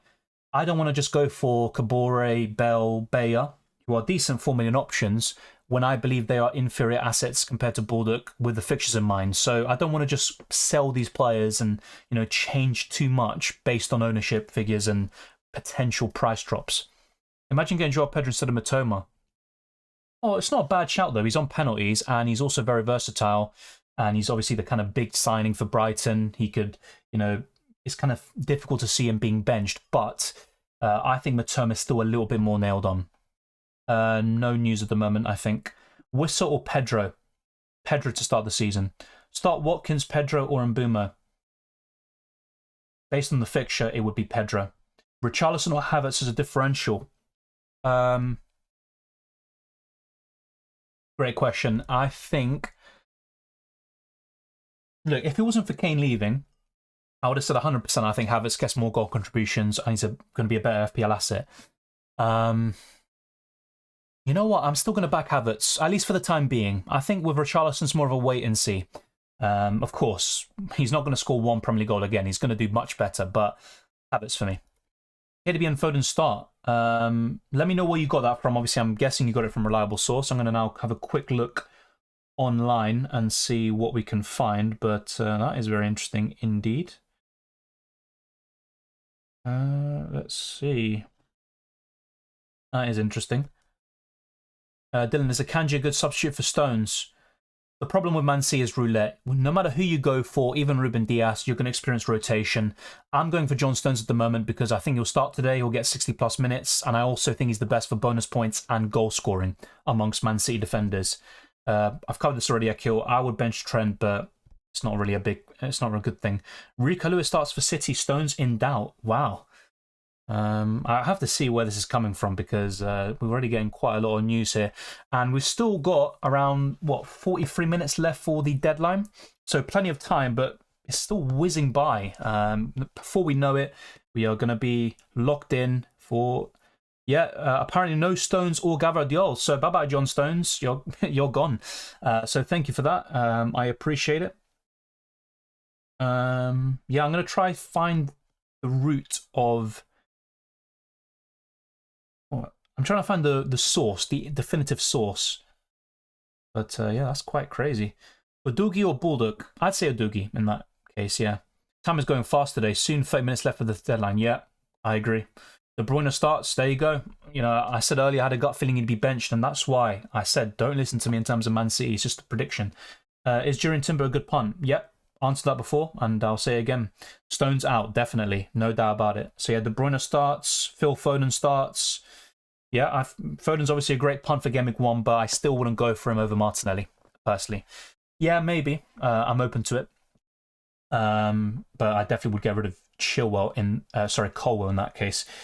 So, yeah, Man City roulette. You know what? I can't be asked. I really can't be asked for Man City roulette. You know, Akanji starting today, whatever, but is he going to start in Gameweek 2 and 3? That's not guaranteed. Watch me talk myself into getting a Man City defender still. So, yeah, decisions. All right, so I want to really just get this over with, you know, quite quickly, just so I don't have to look at this again because it's getting very, very frustrating. So, go for Chilwell, I think, for now. Chilwell, and I think 4.5 defender. Really, I've been switching between these like a hot potato. You know, I had Pau Torres, I had Pinnock, I had Colwell just now. It's literally just, I keep changing. And that's why I am open to downgrading Watkins to a Jackson, let's say, and then going for another 5 to 5.5 million defender. But yeah, it is very frustrating. Who do you say is the most nailed on Villa defender? Pau Torres and Mings for me. Yeah, they do start. Quite surprising, you could argue. Rumours on Twitter that Stones is going to be benched. Yep, it looks like it. We can't check the lineups per se, but there is an account that is posting it. I think they've gotten things right in the past, but I'm being a bit careful anyway, a bit cautious whenever I give these team news. But let me just see what else there is. I'd imagine So Wasting, but you just never know. You never know with him. Most safe Man City defender, Ruben Dias, I guess. Instead of Colwell, put Mings in. Yeah, I mean, they've got decent fixtures, even in Gameweek 2. Should you have 0.5 million left in the bank? You don't need it. Look, it's nice to have. It gives you a bit of flexibility in the future, but you don't need to... Either way, you don't need to necessarily cover, you know, the full budget, and you also don't need to have money in the bank. It just really depends on which squad are you happy with, and no matter what you have left, that's all you have. I'm surprised so few have backed a Rashford Bruno captaincy with Wolves changing managers. The thing is, though, I know obviously it's only one aspect of what we evaluate when captaining someone, but Man United Wolves historically is quite low scoring. Even last season, a 2-0 win for Man United. I think the second goal from Garnacho came in the 90th minute. So That's why. The reason why Rashford and Bruno are such good options is because they're going to be the talismanic figure for Man United, and most of the goals will come through them. Also, Nunez, I mean, look, I think he's going to have a good season, but it's just so much rotation there with Liverpool, and in the last few preseason games, he hasn't started, and it's been Diogo Jota down the middle, so I would avoid him for now. Yeah, FPL Newsletter is the one I've been referencing, but still, I'd be a bit careful either way. But I'm guessing they are quite spot on. Yeah, Chris, I think it was in my team selection video that I had them in. And look, I even said it there. It's not set in stone. I could move to Watkins and whatever. It's still some 50-50 calls. Let's wait and see. It might just be, in the end, adrenaline and nerves that end up deciding things for me. Yeah, the source is FPL Newsletter, and they have gotten things right in the past. Pep Roulette already rolling. Yeah, that's why. I don't know why I do it to myself. I was so set on getting John Stones, but yeah, yesterday I was talking about John Stones. I'm not that convinced about him being nailed on. Ruben Diaz did not travel to Burnley. I'm not sure where you got that from, but that is a bit concerning. Put cash in, assist and goal threat, but I don't see him as nailed on as maybe a Mings or a Pau Torres. And also with Mings, what I like about him is the goal threat from set pieces and bonus points, which you got plenty of last season. I mean, why would Pau Torres not start? He's Aston Villa's best defender for me. Yeah, De Bruyne does start. Colwill, Chelsea.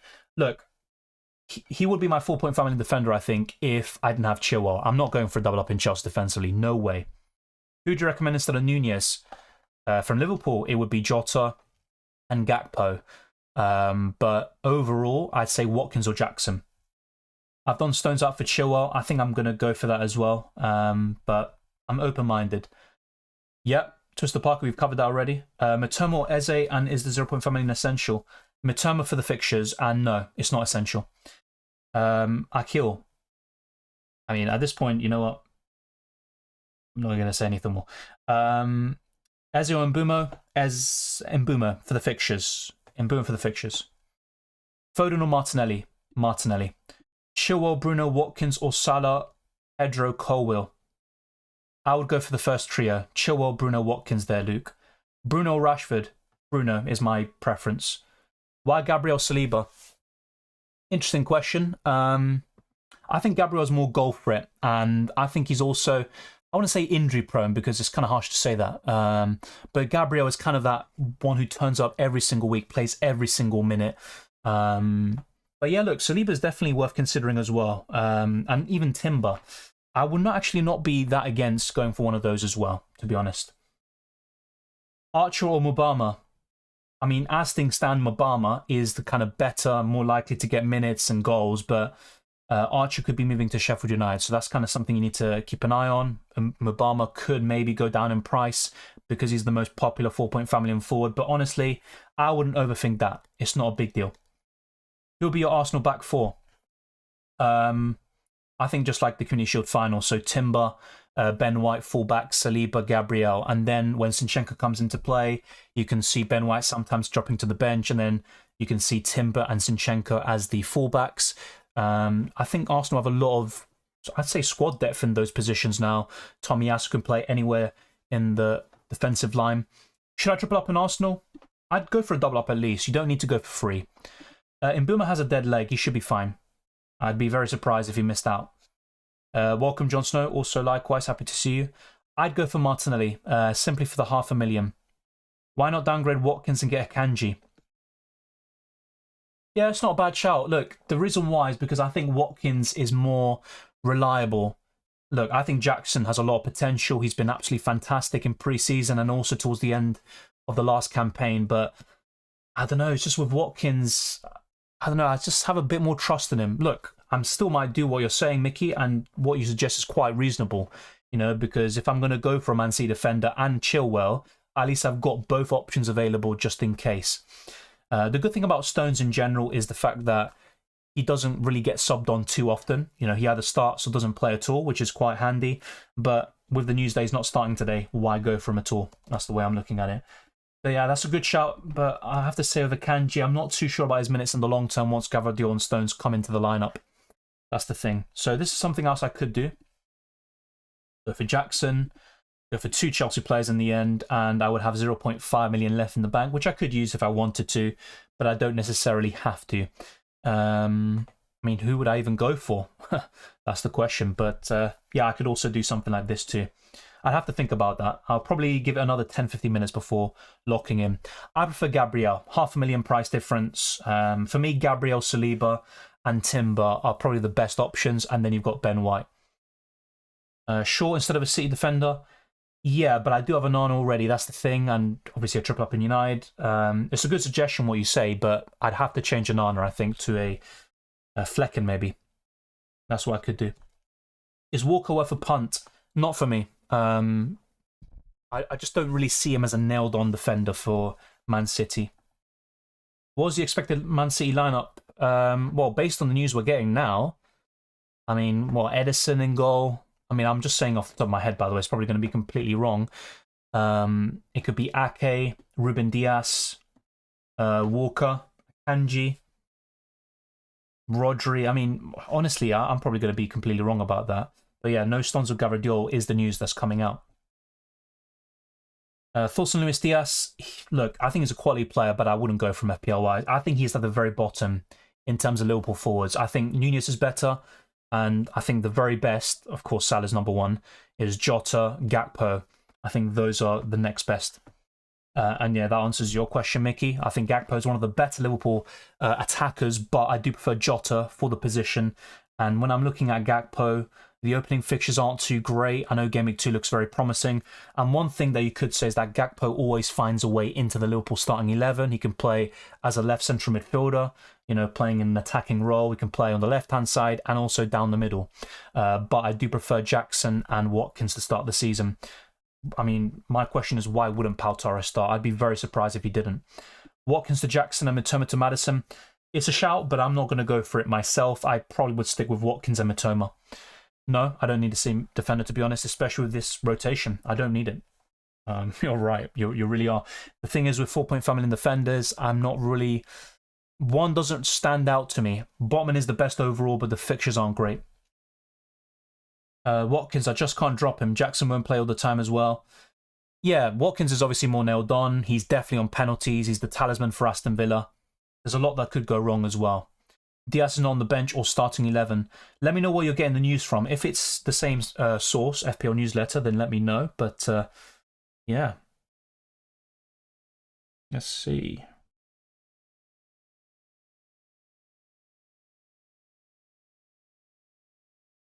Just having a quick look on Twitter. So, oh my God, it's all popping off today on Twitter.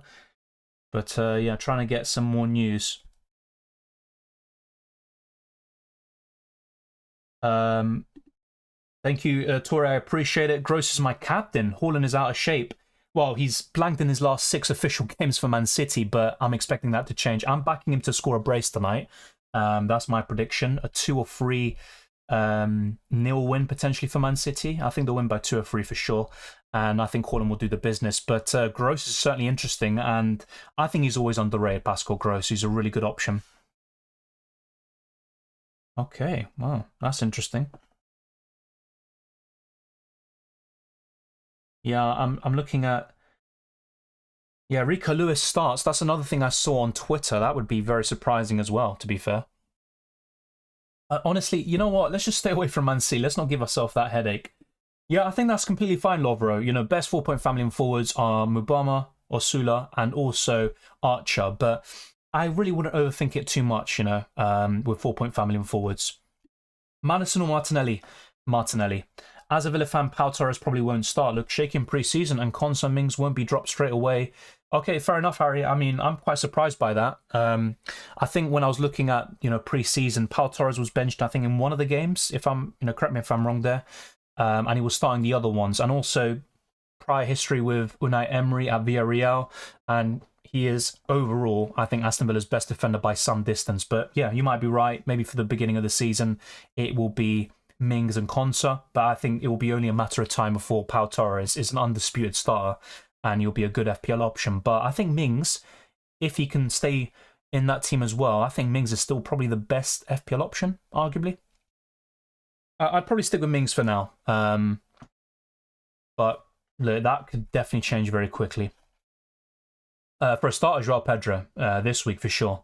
Mitoma or Foden? Mitoma. Dylan, Bruno, James, and Jackson or KDB, Colwill, and Pedro. I would... Great question. I would go for... Oh my god, I don't know why I'm thinking about it too much. I mean, I have to say, it's probably because of Reece James. I'd probably go for KDB, Colwill, and Pedro. Onana, Ramsdale, or Pickford to pair up with Turner. Onana for me. Odegaard, good option, but I do prefer Saka at the same price. You just know Stones is going to end up starting and Foden will be benched. If that happens, that's just going to be peak trolling. Top 3 4-point family and defenders.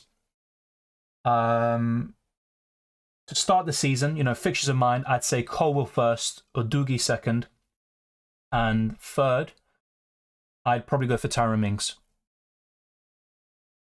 The order could definitely change between those three. Shaw, Udogie, or Chilwell to start? Shaw. Definitely Luke Shaw. Does Foden start? Apparently he is, according to the leaks. If you did get in Akanji, what would be your starting 11? Okay, so if I were to get Akanji in, it would be Onana in goal, Estupiñán, Gabriel, Akanji, midfield 5, and then it would be Jackson and Haaland up front, probably. Yeah, something like that. But I can't lie, I just can't bring myself to get rid of Ollie Watkins, which sounds so weird. You know, if you said this time last year, I would have been like, what are you talking about? Because I always thought of him as an FPL troll. I think this is how I might kick things off, I think, to start the season. So let's make the transfers here. I'm not saying this is locked in, by the way. Let me make that very clear. We've got 28 minutes left for the deadline. Oh my god, the site's already moving a bit sus. What I will say to all of you is, just in case, have the app on your phone or your tablet, wherever it may be, ready, just in case the website crashes and you need to make some last-minute transfers. But ideally, you would sort things out before then. Now, this is the big problem, I think, with having Chilwell Mings. I'm not really expecting a clean sheet for either team here in Game Week 1, but I would be starting Chilwell over Mings, and this would be my starting 11. I'd be pretty happy with that. I think that third defender slot, maybe not great for Game Week 1, but still not the worst in the world. Wilson Isak, I think he's a quality player. As an FPL asset, I think there are better options though, and also, when he plays alongside Callum Wilson, he's not on penalties, and he also plays as a left winger.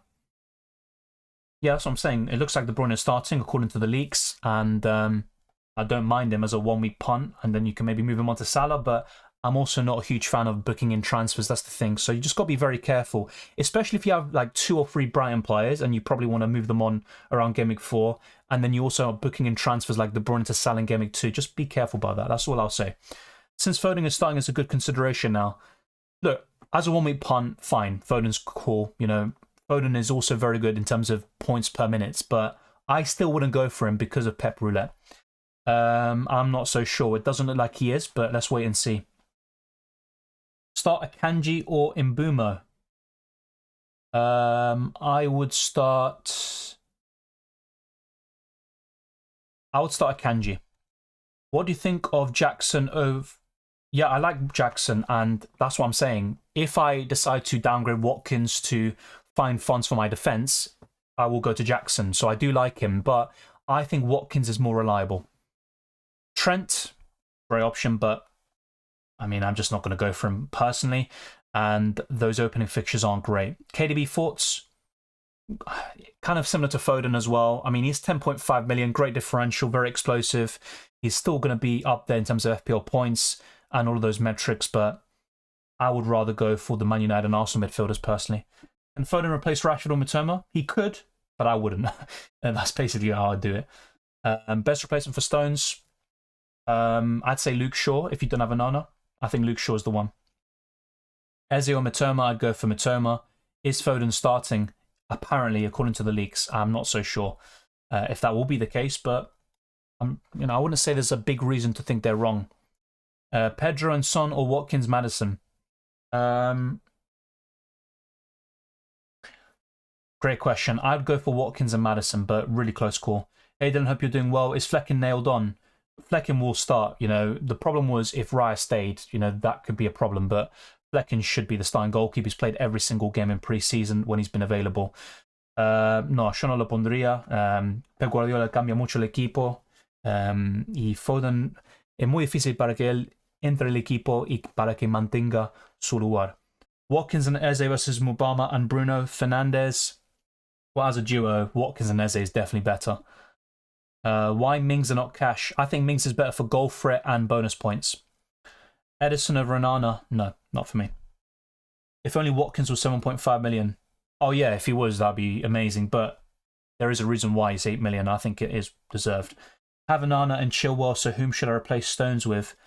I think I just said it now. Oh yeah, because you have got Onana.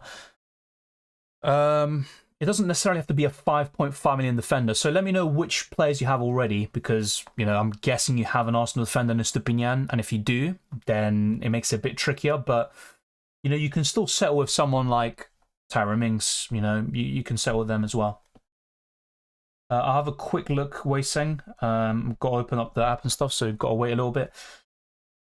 Prediction for today, I'm going to go for a 2-0 Man City. That's my prediction for today.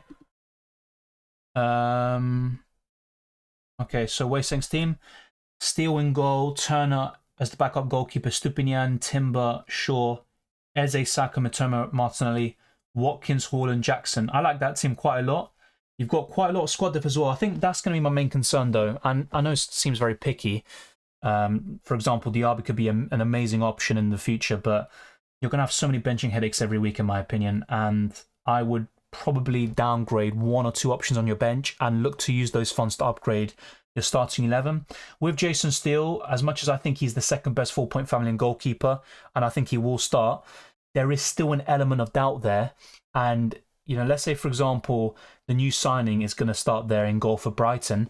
You could have a case of Turner coming in against Arsenal away as your goalkeeper. You've already got Stupinian there anyway. Brighton's fixtures turn from Gameweek 4. So I would ultimately recommend going to Fleckham, or maybe even upgrading to Onana. And yeah, for me, I think it's too much squad depth in a way. But as for the starting 11 itself, very solid. I like that Timber pick. I think that could be very impressive. With a differential there too. You're going for 3 forwards, so not many people will have that front 3, and I think that's probably the best to start the season. There's a lot to like with that team, but I think there is a bit too much squad depth, and in terms of the goalkeepers, I would probably move Steele on, just in case, because there is still an element of doubt there. So hopefully you caught that, Weiseng. Steele, Joao Pedro, Salah, or Onana, Stones, Watkins, Mbuma. I would go for Onana, Stones, Watkins, Mbuma, but Stones is apparently benched, so I would sell him. The app crashed, apparently, says Aiden. Oh, wow. Welcome, Lipuk. Can't even keep up to date with FPL because of work. Good luck with the season. Yeah, completely understandable, Lipuk. Hopefully you enjoy the season, and let's wait and see what it has in store for us. I was only doing it because Weiseng had put the message in the Discord server from yesterday. Typically, if you do put your teams in the Discord server, we do rate each other's teams, the other members in the Discord server, as well as myself. And I'll try to be more active in the Discord server now. I think the Discord server should be more active anyway from Gameweek 1 now with FPL starting. But right now, not necessarily. I mean, you can put your teams up on the live chat. I'll try my best to answer. But we are trying to go for as many questions as possible. Currently considering of upgrading my goalkeeper, but I have owned Shaw. Is it still good to add Nanana to my squad? It is still good, but I probably wouldn't go for that double up. So if you do go for Nana, I would sell Shaw, and you might not want to do that. Why Chilwell over Reece James? I think Chilwell, yeah, fair enough. I think James is a little bit more injury prone, I would argue. And Chilwell's been more impressive in pre-season. Multiple goals and assists. I mean, you could do that Xerxia, but I mean, I just want to avoid that Pep Roulette. I personally am looking to just sell him and avoid. Ake, Walker, Kanji, Rodri, Lewis, confirmed by Leaked FPL. Yeah, would make sense. I mean, maybe Burnley have a chance here today. That's what I will say. Top 2, 4.54 million defenders. At 4.5 million, I would say Levi Colwill and possibly Udogie. And Mings is... It's so hard to not say Mings, really, with the amount of bonus points he got last year, his attacking threat. I'd say Colwill and Mings would be my favourites, and then it would be Udogie. In terms of 4 million defenders, it's Baldock, and I would probably go for Kabore, maybe. Welcome, Salah. Hey, Dylan, want to drop in and say hi. I definitely missed FPL. Good luck. Likewise to you, mate. Enjoy the game today and also the season. Rye or Ramsdale playing, there's no info at the moment. And that's why I would avoid the Arsenal goalkeeper situation at the moment. It's honestly anyone's guess who's going to start. I think Ramsdale will keep his place for the time being, but Rye could definitely displace him at some point. Stones replacement, Chilwell, sure. If you've got those players already, or if you've got Onana and Chilwell and you don't want to go for Luke Shaw, then I would maybe consider a double up in Arsenal defensively, or even going completely elsewhere and sticking with the 4-point family in defenders. Onana or Edison? Onana. Foden and Flecken or Eze and Onana? Eze and Onana. Do I get KDB for Rashford now? That Stones isn't starting. Not for me. I personally wouldn't do that. Now look, I have to say, De Bruyne is a fantastic differential, but I still think Rashford will offer better value for money. Thank you for the super chat there, Aaron. If you had to use triple captain, who would you use it on? Probably Haaland or an Arsenal midfielder like Saka. That's what I would do. Should I go for Edison and sell Stones to get Shaw? I mean, that looks fine to me, but the reason why I don't like Edison is the lack of saves. I think Onana will make way more saves, get more bonus points, and I think that's what makes him a better option. Hi, not able to join public leagues. Fantasy site not as fast as last year. Oh, wow. Yeah, I'll try again later. I'm going to put links as well on Twitter, on the YouTube community tab as well. So keep an eye out for all that. You can also see it whenever you want in the description below of all of my videos. Yeah, we can do that later on, Awali. Like I said, for today, I would predict a 2-0 Man City win. Martinelli or Kulusevski? Martinelli. Oh, really? Waiting. Oh, I actually didn't know that, but maybe not too surprising considering how difficult that name is. Estupinian or Gabriel? Already have two players from both teams. Gabriel for me is the better long-term option, so I would go for him. Gakpo or Jackson? Jackson. Hey Dylan, hope you're doing well. Is Flecken nailed on? Yes, he is. 6-point family midfielder or 4-point family on the bench in Pedro? No, I'd go for the 6-point family midfielder. Thoughts on Onana to Pickford, Stones to Shaw? No. I just don't like Pickford enough to do that move. Man City 5-0 Burnley. Yeah, I think the record's insane. I think Man City have won 16 of the last 20 games against Burnley. Only one loss. I think they haven't conceded in the last 7 games against them. I mean, it's just absolutely ridiculous. So, yeah. Any backup, any defense worth doubling up on? I'd say Arsenal, Man City, with the fixtures in mind. Yeah, I'd say Arsenal, Man City. The problem with Man City is rotation, so probably Arsenal then, unfortunately. Watkins or Jackson? Watkins. Yep, that is okay. Eze, Matoma, Joao Pedro, bench 1. Really? I mean, you're just going to have bench points, I think, ultimately. I can't bring myself to bench someone. I really can't. Yeah, honestly, I don't know. Maybe Joao Pedro. Mabama playing. I mean, none of the 4-point family and forwards will really start. If Archer goes to Sheffield United, that could change, but really, I wouldn't think too much about your 4-point family and forwards. They're just an enabler. The only thing you want to hope for is that they don't go down in price, but I wouldn't overthink it. No, it's not my final team. I mean, there could be a late change or two. I'm leaving it open. Let me just put it that way. Nope, not locked in. Havertz over Martinelli. Not for me, but Havertz is a good differential. I think he'll have a good season, but Martinelli will do better. Joao Pedro and Son or Jackson Foden. I would go for Joao Pedro and Son. I think KDB and Pedro is better than Martinelli and Watkins. Yeah, it's not a bad shout, but the thing with KDB, I could see him being benched in Game Weeks 2 or 3, especially with the Super Cup in between Game Weeks 1 and 2. Start Onana or Pickford? Onana. Mings or Colwill?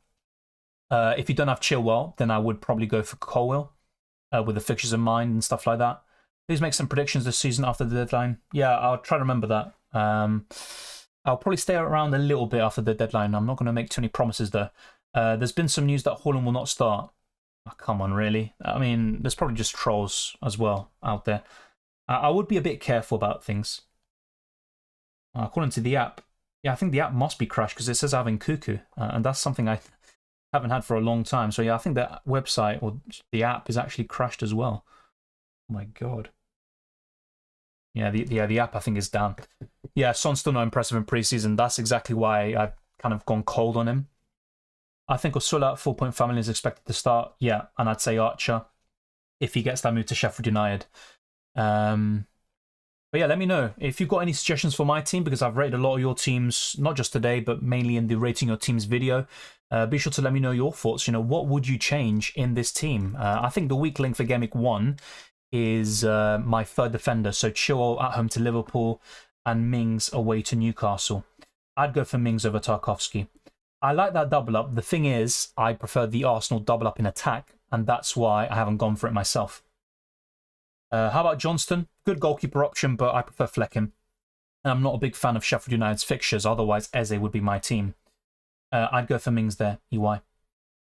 What about Akanji? Yeah, solid option, but rotation is going to be a big problem, not just for John Stones and Gavardiol, but also for Akanji in the future too. Mbeumo and Joao, or Matoma and Jackson? Matoma and Jackson. I'd go for Matoma and Jackson. Yeah, just about. Thank you, Lipuk, for the super chat. I appreciate it. Anana, Chilwell, Stones, Saliba, Estupinian, Saka, Bruno, Mbeumo, Salah, Pedro, Haaland, Turner, Amada, Mubama, and Kabore. Yeah, so Lipuk, apparently Stones isn't starting today, so I think he would be the big concern. I like the Saliba pick. I'm even open to get him in the end. Yeah, I don't really have too much more to comment on apart from that, because the rest looks fantastic. I mean, considering it's a Salah and Haaland draft, it looks pretty good. Yes, your bench is arguably weak, but I think that's a very solid starting 11 to start the season. I would just have a few concerns in the future about, you know, once Brian's fixtures turn, maybe you want Watkins or Jackson. You need to find the funds to get Pedro in. And what does that mean? Selling Salah?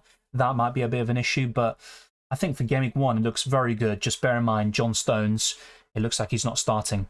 Yeah, I think Joao Pedro is nailed. Of course, with the Zerbi, there will be the occasional rotation. Even Matoma suffered it. But for me, Matoma and Joao Pedro are the most nailed-on Brighton attackers. Not for me. I can't lie. I'm not even saying this to piss you off, Alejandro. For me, Diaz, not in FPL. Let's see if I'm wrong. You think Romero from Spurs is a good first sub? No. If you want a Spurs defender, just go for a Doogie for now. Archer or Mabama? I mean, I've gone for Archer right now. Mabama's more likely to get goals and minutes at the moment, but also high ownership, more likely to go down in price. And also you've got Osula, I think it is, who's another one who can get minutes too. A lot of people are going with Pickford. Any reason to switch? I don't trust Everton defensively. And for me, there are better goalkeepers like Flecken. I think you outscore Pickford by quite a margin as well. De Bruyne or Martinelli? Martinelli. Will Colwell play for Chelsea? I believe so. Yes, it might not be a case of every single week, like a Van Dijk for Liverpool or Saliba for Arsenal, but I think he will play the vast majority of games. Darwin, I like him, but I think with Liverpool is Salah first, probably Jota second, Gakpo third, Darwin fourth, and then Diaz fifth. As an overall player, I think Diaz is probably better than some of those players, but for FPL, goals and assists, that's where I would probably draw the mark. Ortega starts. Honestly, it's just kind of like, what is happening at Man City if he's also starting? I mean, Ortega's a good goalkeeper, but it'd be too many surprises in that starting 11. Mr. Skies, I'm not going to lie to you, I'm not trying to be rude, but you have asked this question quite a lot. And I've answered it before, and, you know, there's no point going for it again. But did you watch Flecken? He's playing like Ward.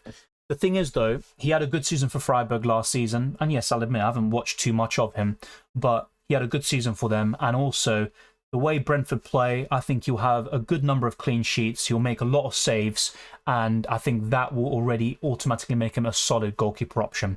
Odegaard or Bruno? Bruno, I think, FPL-wise. Yeah, I'd start locking in your team, guys. There's 10 minutes left. The app is already crashing. Try to lock in your teams ASAP. Can only pick one, Rashford or Bruno Fernandes. My gut feeling is Fernandes. I'm going for him. Yeah, either way, don't go for Grealish FPL-wise. I don't trust him. Look, Reece James could be on penalties. I still wouldn't go for him, to be honest. And yes, it might sound hypocritical because Chilwell is also injury prone. I think Reece James is even worse, though, in that sense. Start Chilwell or Udogie? Chilwell. It looks like Stones is benched, according to the rumours. I have to say that very, very lightly.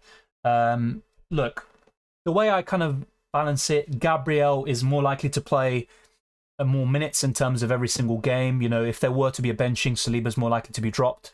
Gabriel's more likely to get goals. but Saliba's better for bonus points. So it goes both ways, I think. And I think in terms of pre-season, Saliba's looked better than Gabriel. Gabriel's been good. As always, he's kind of a solid 7, 8 out of 10. But he did have some moments against Man United, for example. He made a big mistake. Saliba didn't really have those moments in him. So now this is time to make the final changes. So I'm not going to lie. I think some of you have talked me into this. I am considering going from Gabriel to Saliba. I am considering it. It's not really a big difference in ownership, really. Gabriel is 34%, Jesus, and Saliba is 17.6. At the rate he was going before he got injured in March, you would have expected Saliba to match or even outscore Gabriel. So yeah, Saliba could still yet come into my team. I think that could be a change that I make late on. I think the defense is kind of the biggest problem I have. Ideally, I would go for a Man City defender, so a Kanji, for example. The problem is I need 0.5 million left in the bank, and how do I get to that? That's going to be the big question there. The midfield I'm quite settled on. I'll go for Matoma for the fixtures. I also will go for the 2 Arsenal and Man United double-ups in midfield. I also Watkins and Haaland up front, but in order to get Saliba, Kanji, Stupini and Chilwell, I need to make a downgrade. It could be Anana down to Flecken, or it could be Watkins down to Darwin, to Gakpo, Jackson. I've got a few conundrums still, I think, to iron out before we lock in our teams. I'm just a bit indecisive, I think, when it comes to deadline sometimes. Yeah, I think Barnes will start. Definitely, long term, he's going to be a starter for them. There's no doubt about it. Salah or no Salah? Well, for me, it's going to be no Salah, unfortunately. But don't let me talk you off from, getting Salah. Just be aware that if you do go for him, make sure that the rest of your team still looks pretty solid, especially your starting 11. Yeah, I like Timber. Yeah, he's also a really good shout. A differential as well. The thing is, in terms of goals scored, Gabriel and Saliba will probably score more than Timber. But in terms of assists, maybe, and bonus points or the passing metrics, Timber will be better in those regards as well. I think bonus points, maybe, that's a tricky one. I think Saliba still has the edge there. But honestly, Arsenal defenders look pretty solid. Should I drop Mubama? I mean, yeah, you could go to Osula or you can go to Archer if you are worried about that, yes. I think Trossard's fantastic. The problem is minutes, and that's why I'm not going for him. Yeah, 8 minutes left. Now 7. It's soon to be 6. Why Saliba over Gabriel?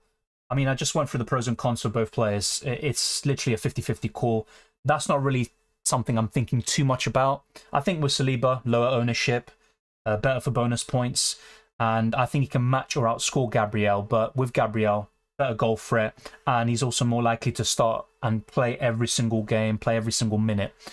I mean, it's possible. He's one of the more likely defenders to be sold after Tierney, but he can play anywhere in the defensive line. FPL site crashed. Oh, God. That is not ideal. Yeah, well, there you go. The website's already crashed. They need to, fix these servers if that's the case.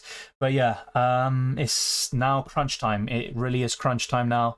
It's time to lock this in. And honestly, I think I'm just going to stop overthinking because I really am overthinking this at the moment. I really am. So yeah, I think I'm just going to stick with this. Archer. Alright, I think I'm just going to go for maybe a quick little change here.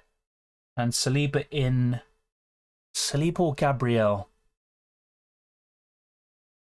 Very, very tricky one. I mean, I don't even know why it's come to this. Gabriel versus Saliba and my 4.5 million forward. But, yeah. Let's see if it even goes through, by the way. Gabriel, 1 more yellow card, but played way more games in the end. More minutes, more goals. Actually, I think they both scored 3 goals in the end. No, Saliba scored twice, got an assist. 14 bonus points as well. Which is 1 off Gabriel, despite playing way less minutes. You know what? I'm going for Saliba. Let's go. Wait, what? Oh, yeah. I'm so stupid. Oh, yeah, because I've still got a Kanji here. I thought I was done. Okay, yeah, Tyrone Mings. Yeah, whatever. Let's go. Make transfers. Is it going to go through? Oh, dear. Oh, dear. The website's crashed. I actually think the transfers might have gone through, though, but that is not a good thing. That's not a good thing because that probably has changed things in my...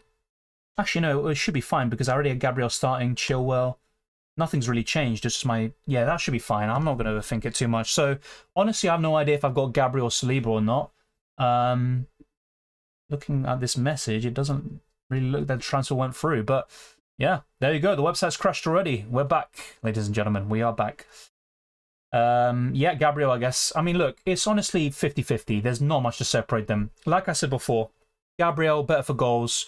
He's also more likely to start every single game. I think in terms of bookings, I think Gabriel will get more this season. He's been very rash in pre-season. He's got 2 yellows in his last 3 games, 3 in his last 6. I think Saliba is better for bonus points. And in terms of points overall, I think Saliba might just pip him. It's going to be very close. Honestly, it's 50-50. And let's not forget Timber. I think Timber could be really impressive as well. Why Chilwell over James? If you look at his form of a pre-season, Chilwell's been far more impressive. Reece James is also a little bit more injury prone, in my opinion. Keep trying it. Mine just worked. All right, thank you. It is the website, by the way. I'm just going to keep... Oh, yeah, just refreshed. Yeah, so the transfer didn't go through, by the way. So let's try to do this quickly. It's not really a big deal. 4.5 million forwards and all that. Yeah, I'll go for Osula, whatever. Yeah. Osula and Saliba. You would have thought. Let's just go for Saliba. Let's see what happens here. Oh no, it's just going to keep saying it. I'm just going to keep having to try like a maniac. So yes, whenever I try to do a transfer, it just doesn't let me. So I think I'm just stuck with this team anyway. I think I am. Unfortunately, the app isn't also reliable as well. Yeah. Let's see if I can actually do these meaningless transfers or not, because we've literally got less than 3 minutes. Come on. Waste, man. Let's see now. If I refresh the page... Oh, no, maybe I shouldn't have done that. Oh, no, I shouldn't have done that. Yeah, now the website is definitely gone. Look at this. It's just loading. It really is just loading. So, yeah, I think we're stuck there. All right. So, whether I like it or not, it's Gabriel in my team, it looks like. Keep refreshing through the app. Oh, okay. Thank you. Thank you so much. Yeah, because I kept refreshing my app and... Out of crap, really. Out of crap. Because literally, you say use my phone. Wait, have I not updated the app or something?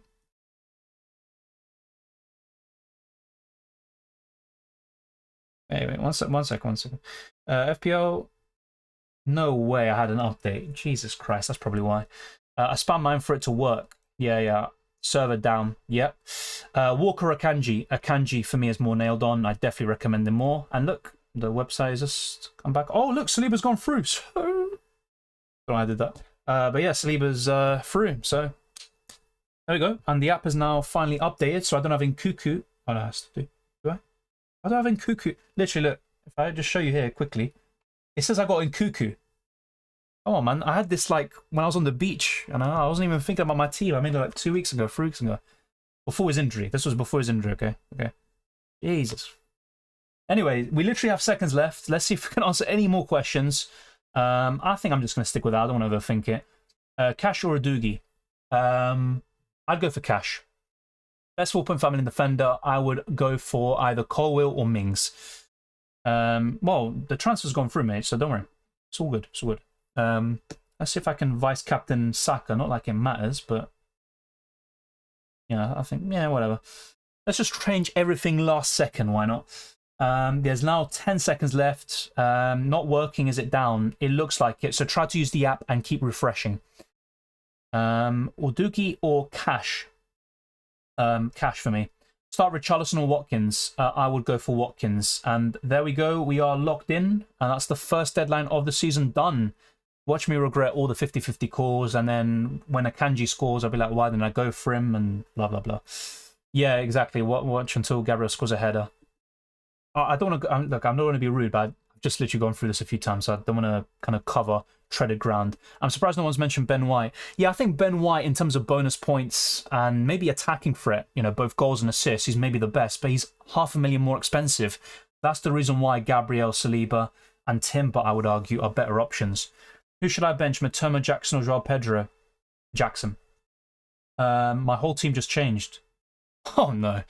Imagine you're just left with oh my god, look at this internal server error. Yeah, I mean now oh my god, this website just can't deal with it. It's still showing as if there's no Oh, wow, look at that. I can still make changes, yeah? Nice. The deadline changed? Ah, piss off. Why did you do that? But yeah, anyway, that's my final team, it looks like. Onana in goal, a back three of Saliba, well, relax. Saliba, Chilwell, Estupinian, a midfield five of Saka, Martinelli, Bruno Fernandes, Rashford, and Matoma, and a front two of Haaland and Watkins. And my bench is Turner, Mings, Baldock, and Osula. And my glasses just keep on falling off. But yeah, that is my team. I think Saka is my vice captain. If not, it's Martinelli, depending on if the site recognised my change or not. Haaland is my captain. Very standard template stuff. But there you go. Apparently Stones is benched. Yeah, drama. I mean, it always happens. That's why I always say to people, if you can, especially for the first game week of the season, try to do your transfers at least 5 minutes before, but realistically 10 or 15 minutes before the deadline. Yeah, okay, I'll do predictions. Yeah, Mbama's fine. It's just I changed him. You know, I didn't really think too much about it, really. No, Gabriel's not out. I just sold him, you know, to Saliba to get a lower owned player, and he's still owned by almost 20% of people in the end. Locked in, yeah, nerve-wracking stuff, you know, getting the adrenaline running, basically. FPL is officially back, and of course, what's FPL without leaks, especially with Man City, the website crashing, and so much drama. Yeah, there is a lot of drama today. And there are rumours that Neymar's agreed to do with Barcelona. I'm not sure how viable and reliable that is. Yeah, I think Timber could be a good punt, but in the end, I've just gone for Saliba. I've been really impressed with Saliba all pre-season. He looks effortless, you know, when he defends. And hopefully the injury that he sustained towards the back end of last season doesn't come to the surface again. Is it all right if I have Haaland and Edouard? Edouard, no. For me, I don't rate him at all. But Haaland, Salah, Rashford is great. But Edouard, no. Brought in Foden. I mean, why not? You're a City fan. Obviously, Foden is one of those more exciting players for Man City. You can unlock a defence. And I think he could do really well today, but I wouldn't recommend him long term. Well, Zinchenko has been nursing an injury. He's coming slowly back. Once he does, Timber can maybe move to the right-hand side and take Ben White's position, or even play alongside Gabriel. Honestly, Gabriel is just the most nailed-on player, so he's the safest bet. Potentially Lago, potentially, yeah. Just going to have a quick look. There's no way Kanji scores actually. Come on. What? Rumours Gabriel is out? No way. I'd be very lucky. Honestly, I didn't see that when I was making that move. I was just, yeah. Just 1 second. All right, apologies for this. Not trying to be antisocial. All right, so let's do some predictions now. Yeah, absolute chaos last minute. I don't think you saw my chat, but I was asking whether I should have 2 4 million defenders, and Odegaard, or 1 4.5 million defender and 1 4 million, and Martinelli. I would have gone for the last one. So Martinelli, 4.5 million defender and 4 million. Got Saliba last second. That's lucky then. I'm really lucky if that's the case, if Gabriel does indeed miss out. Look, I know there's going to be someone out there saying, Dylan, you little snaky bastard. I'm being serious. I didn't know that. I wasn't even watching other streams. You would have heard it, because I don't have any headphones. You would have heard it through the speakers. So I'm telling you, that would have been really lucky. Because, whoa. I'm done. Jesus. Not really nervous about this season. Feeling confident. Yeah, I think Chelsea will massively improve this season. I think they will. 4th or 5th is definitely possible. Even 3rd. Or above. You just never know. But I definitely expect Chelsea to be competing for the Champions League spots. No, Shaw's not essential. And he's not even the most reliable player. No longer my own differential. Oh, yeah, fair enough. I mean, he's just so exciting. And I think that preseason form has been fantastic. Honestly, I'm more upset than not, because Gabriel's such a huge player for Arsenal. That's a big blow. So I think that could be very interesting. It could be, depending on Zinchenko and his availability or not, it could be Tierney left back, Timber, Saliba, and Ben White.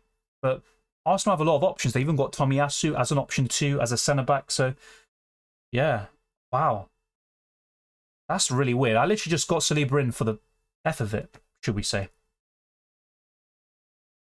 There is a Gabriel rumour. I hope it's a lie. But where's the rumour coming from? I mean, I saw some people saying from some other YouTube streams and stuff, but I'm not so sure. Thank you, Twister Parky. Although the Office UK might disagree there. Thank you for your help, Dylan. Have a good week and great weekend. Thank you. Likewise to you. Thank you, Nick Navas. Always a pleasure. That's why I'm saying Saliba, Gabriel, whole stream. The community is just following the selected percentage. Thank you, Wei Seng. Appreciate it. Feelings on Osula, just a 4-point family and forward, not really thinking too much about it. It could have been him, Mabama, or Archer, not really a big thing. So yeah, now some score predictions. Let's go through this now. So Man City, Burnley, I've gone for a 2-0 win for Man City. Arsenal against Nottingham Forest. Look, you know me, I tend to be quite pessimistic about Arsenal. I'm going for a 4-0 win for Arsenal. That sounds ridiculous to say. But yeah, I'm going to go for a 4-0, but I'm a bit worried about Gabriel. I would not be surprised if Forest scored a goal now, that's for sure. Bournemouth West Ham is such a tough game to call. I think both teams... I think Bournemouth will struggle, I think, a little bit this season. I know their new manager's decent, but very, very surprised with them sacking Gary O'Neill. West Ham, I'm not too sure. I'm going to go for a 2-1 West Ham, maybe. Honestly, just scrap that prediction because I have no idea.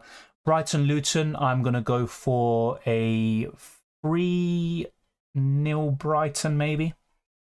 3-0 Brighton. Everton Fulham, my gut feeling is 1-0 Everton.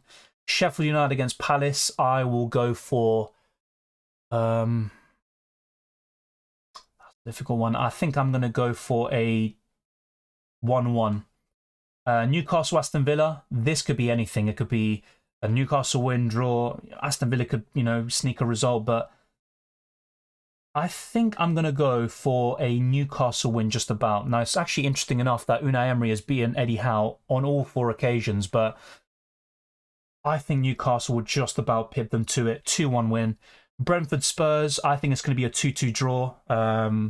Entertaining game. I think it might be one of the best games of the weekend. Chelsea against Liverpool. There should finally be some goals. There's going to be a lot of drama, especially the Caicedo news.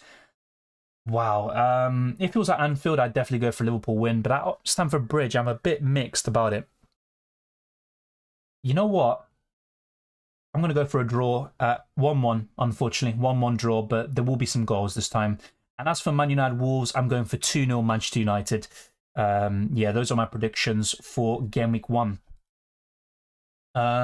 Let's see. So I've already missed out on a lot of questions there. Nick Nava says, my team: Pickford, Pedro Porro, Stones, Estupinian, Saka, Salah, Rashford, Eze, Joao Pedro, Haaland, Alvarez. It looks good. I just have to say, don't want to be a party pooper, but apparently Stones is benched, and the source has gotten things right in the past, so I would be a bit worried about that. Pedro Porro is one of the more exciting defender picks, I think, with his attacking potential, especially under the new manager, very attacking-minded. I love the midfield. The front line is also solid. Let's see if Alvarez starts as well.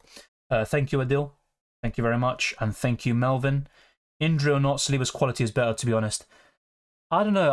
I think there was a stage last season, especially straight after the World Cup, where Saliba was making a lot of mistakes. But yeah, I think he has a high ceiling, and he also is easy on the eye. He's so good on the ball. He just makes things look effortless, and Gabriel's more of a aggressive, rugged defender. Honestly, I don't know. I honestly have no idea if Gabriel's playing. If he's not injured, then of course he will, but there are some rumours flying around right now. Mine's the same as yours, apart from Archer, Leno, Pickford, Shaw, Mbuma, and Botman. Yeah, that's fair enough. Honestly, apart from Pickford, I think the rest of your picks are fantastic anyway. Reserves: Turner, Garnacho, Baldock, and Nuduki. Solid stuff. You've got some good squad depth if needed. Look, Garnacho could be really good for his price, but it's just I'm not a big fan of getting a United player or using a United slot on him. At least it's only Gabriel or Saliba, not much between them, so it could have been worse. Yeah. It's just very frustrating anyway, because even Gabriel missing out decreases Arsenal's chances of keeping a clean sheet. Hopefully he's not out for long, if he is indeed out. Thank you, Wei Seng, very much appreciated as always, and thank you, Awali. Will Ruben Diaz start? I think so. Honestly, I don't know what to make at this point. You will get the lineups in 20 minutes' time. Salah hat-trick incoming. Maybe in Game Week 2 to break the curse, but I don't think he'll get a hat-trick against Chelsea. I don't think so. Could have been Gabriel Martinelli, Gabriel Jesus, or just Gabriel. No, they're talking about Gabriel, the defender. Any dark horses this season? Yeah, Aston Villa up there. I'm trying to think of another one. If they count, maybe Chelsea. I think Chelsea could be a bit of a dark horse. They'll do much better than expected, and you'll see some players who maybe were average or poor last season do really well. Was it confirmed, the news with Saliba. I just panic transferred and don't know if it went through. It's not confirmed. I mean, look, there's some, I don't know. I think it's coming around in other streams. I'm not watching them, so I can't comment on them. I'm only basing it off what I'm seeing on the live chat. I think some other streamers, they have some inside information, and apparently Gabriel could be injured. No, I'm not. I'm not a Secret Albion fan, believe it or not. I did actually go when you beat Wolves 6-0 last season. I went to the game. But yeah, no. The thing is, I actually wish Velis went to Brighton instead of Tottenham, but there you go. That's another matter. Salah Masterclass incoming. I mean, he is the best FPL option ever. So Trent playing as a DM if Caicedo not joining. Well, in pre-season, Trent has been playing as the right back. So in the last game, for example, I think Liverpool went for a midfield three of Gakpo, Szoboszlai and McAllister, and Trent was the inverted right back as well. We're going to see World Cup amount of added time this season. Yeah, similar, maybe a little bit less, potentially a little bit less, but we saw against Man City, for example, 8 minutes of added time. I thought that was already too much. Of course, it went to 100 plus minutes because of the collision of heads, which is understandable, but I think the 8 plus minutes was maybe not the right call. I mean, maybe Luton Town are. Yeah, Timbers, I mean, I like him a lot. He's been very, very good. I think he's been the best signing so far for Arsenal. He's just looked straight at home. Him and Trossard were the best players you could argue against Man City. Yeah, I think he's a good choice. Yeah, that's why I think Chelsea could be a dark horse. That would be my opinion. But Dill says it was his first season and first matches for Saliba with Arsenal. After his injury, the defence was not the same. Yeah, look, I'm not underestimating his influence. I said it. When he got injured, I was fearing the worst. And once I saw them draw to Liverpool and West Ham, I already got the sensation that the title was slipping away from Arsenal. But I'm telling you, Gabriel is so important for Arsenal. Really, really important. And I think Saliba sometimes struggles when Gabriel's not next to him. Now, if you put a Timber alongside, then maybe it won't be that bad. But even when you see Kivior and Saliba, you see a big drop-off. Mitoma to Foden last-minute change. Fair enough. Hopefully it goes well for you. Can you explain how subs work in FPL? It's different to UCL Fantasy. So now you can't change your bench. Literally, your bench is how it is. The way you've ordered it is significant. So, for example, I've got a back three. I've got Mings first on my bench, Baldock second, and a forward there, a 4-point family striker there in third. So the way it works is, for example, let's say Estupinian is benched, for example. He doesn't play a single minute. That means an automatic substitution will happen. You know, you're not going to do anything. It happens for you from FPL, and your first defender comes on. So let's say even if you had a midfielder first on your bench, if you only have 3 defenders and one of your starting 11 defenders didn't play a single minute, then it would skip that first player on your bench and go to your first defender. So you need to have an eligible formation. So you need to have at least 3 defenders. You need to have at least, I think it's 2 midfielders and at least 1 forward. And all the viable formations, I mean, I don't want to make a fool of myself, but what? 3-4-3, 3-5-2, 4-5-1, 4-4-2, 4-3-3, 5-4-1, 5-3-2, 5-2-3. Those are the available formations, and it has to be eligible. But that's the way it works. The way you order your bench is significant. So always try to make sure you have someone, you know, let's say you have Mings first on your bench, and let's say Chua misses out. Mings will come on if Chua didn't play a single minute, and that will be very, very important. So in UCL Fantasy, bench order doesn't really matter because you bring them on anyway. So yeah, that is the difference. Hopefully you got that. Yeah, a lot of people are saying Villa, so maybe it's kind of like, I don't know, maybe we're going to jinx them. Maybe it's going to be a bit too obvious. But yeah, you would expect with a good manager, Unai Emery, a good squad, some very, very impressive signings, you would expect them to do very well. Prediction for top 4, Arsenal, Man City. If Liverpool signed Caicedo, I would have said Liverpool, and also to challenge for the title. But yeah, I'm going to stick with Liverpool in the top 4 and Man United. Liverpool, Arsenal to win the league. Arsenal. Yeah, my second religious team is Salah. Would love him to get a hat-trick. Plus, the worse Chelsea do, the better. Yeah, I can tell Brian hates Chelsea. I can just tell. Relegation team.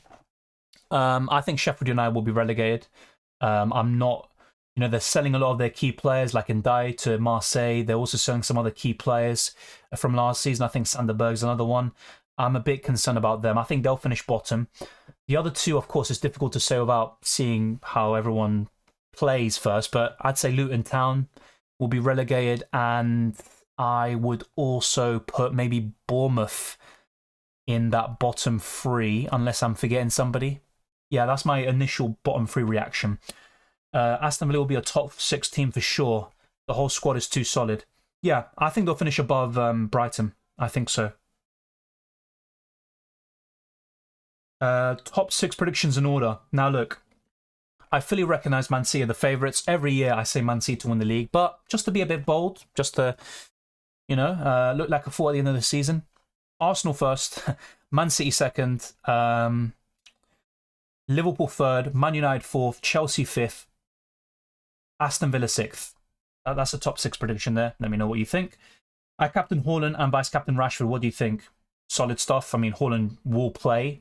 Whether he starts or comes off the bench. I mean, we're all expecting him to start and score. I think that's a solid captaincy pick. I prefer the Arsenal midfielders over Rashford, but it doesn't really matter because Haaland will start and play. And all of them had panic transferred Saliba. Really? I tried to transfer Saliba in like 5 or 6 minutes before the deadline. And it wasn't because of any news. I just saw some people talk about Saliba versus Gabriel, but I didn't see anyone mention, Gabriel being injured. So that is a bit of a surprise. What about Bernardo Silva? Quality player, one of the best dribblers in the league, fantastic control, not an FPL option, not in my opinion. I captain Haaland, yep, we covered that. My dark horses are Brighton and Villa. Look, sorry Twister Parky and all Brighton fans in the chat, I think Brighton will drop off a little bit. I think they'll still be good, but I think they will have a lower league position this time round. Yeah, see working on Doku. I think I've seen him only a few times, like against Italy. For Belgium in the Euros, looked pretty impressive. Okay, I don't want to sound ignorant, but let me just check. Because I was kind of seeing the results and stuff, what was happening. So yeah, look, Spain won today, Sweden as well. Oh yeah, and there's England versus Colombia, Australia, France. I don't know, kind of like a off-the-cuff prediction. I'd say France to win it, but I honestly don't know enough about teams to really give an informed opinion. So yeah, maybe not the best person to ask. So yeah, we have got 135 likes and we still have over 100 people watching. So I do appreciate that. Let's try to get this stream to over 150 likes, and let's also get ever closer towards 19,000 subscribers. So if you haven't already, be sure to smash the subscribe button and also hit the notification bell. Check all the links in the description below for Drafthound, the FPL League, Twitter, Instagram, Discord server, all of that good stuff. Be sure to do so. They should love us. They have Roberto De Zerbi now, says Jamie. Fair enough. Thank you, Dylan, for explaining subs. Okay, fair enough. I thought I was being a bit too confusing. I was confusing myself in the explanation, which tends to happen. Apparently, Gabriel could be injured, and a lot of people in the last few minutes before the deadline made the switch to Saliba. I only did it because lower ownership and same price and bonus points potential, gut feeling. I had no idea that Gabriel could be injured. It's Todd Bowley. I hate the guy. Fair enough. Everton need to be relegated. They just never seem to. Wolves, Sheffield United, Luton Town clear for relegation. Yeah, Wolves is a good shout. I think Sheffield United and Luton will be relegated, and then it's kind of tough to decide the third one. I think it's between Wolves, Everton, and Bournemouth, and I'm just went with Bournemouth. First thing. Man City 11. We'll find out in 10 minutes, and you should get some inklings very, very soon.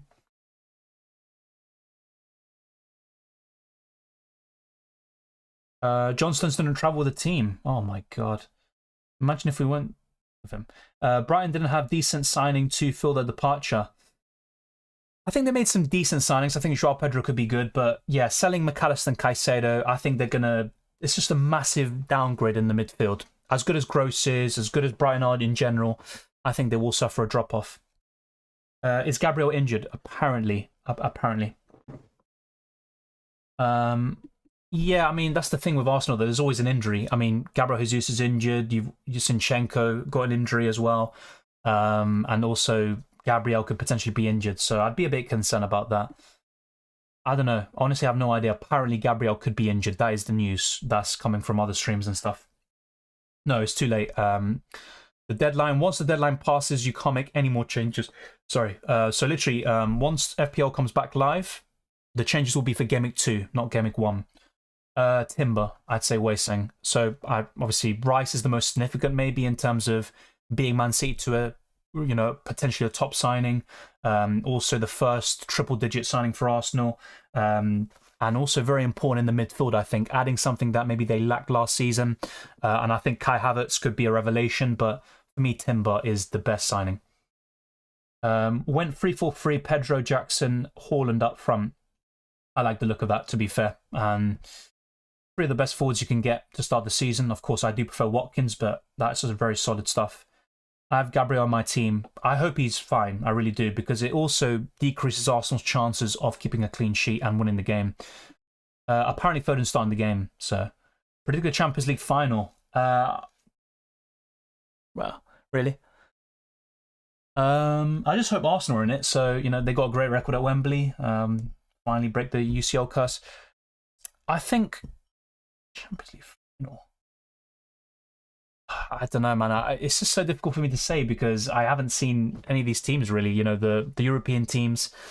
Only I watched Barcelona when they played Arsenal and stuff like that, but I haven't seen enough from them. So if I had to give a gut prediction for a Champions League final, it would be Real Madrid versus Real Madrid. That means they're going to win it. Real Madrid versus.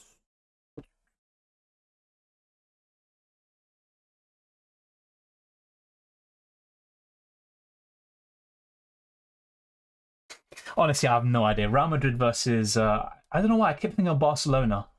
Yeah, you know what? I'm going to go for Real Madrid Barcelona, even though it's very unlikely. João Pedro nowhere near better than Dennis. I disagree. To be honest, I disagree. Yeah, no worries, just Tupaki. No worries. Good luck everyone in your FPL. Good luck to you as well. Is Foden injured? I don't know why you asked. I just answered it. Do you think Newcastle will remain strong side? Yeah, they're also not really talked about a lot. I think they will drop off a little bit. I still think they'll be competitive. They'll, beat some top teams, especially at St James's Park. But I don't know. I think they will drop off a little bit. I don't see them finishing in the top four. I couldn't switch Gabriel to Saliba. Well, I guess I could have had Chilwell first sub, so it's all good. Yeah, hopefully it's not too bad. And, Chilwell is a decent player to have in. I'm starting him myself, so let's wait and see. I flipped the coin and kept Gabriel. Hopefully, fortune is on your side in the end.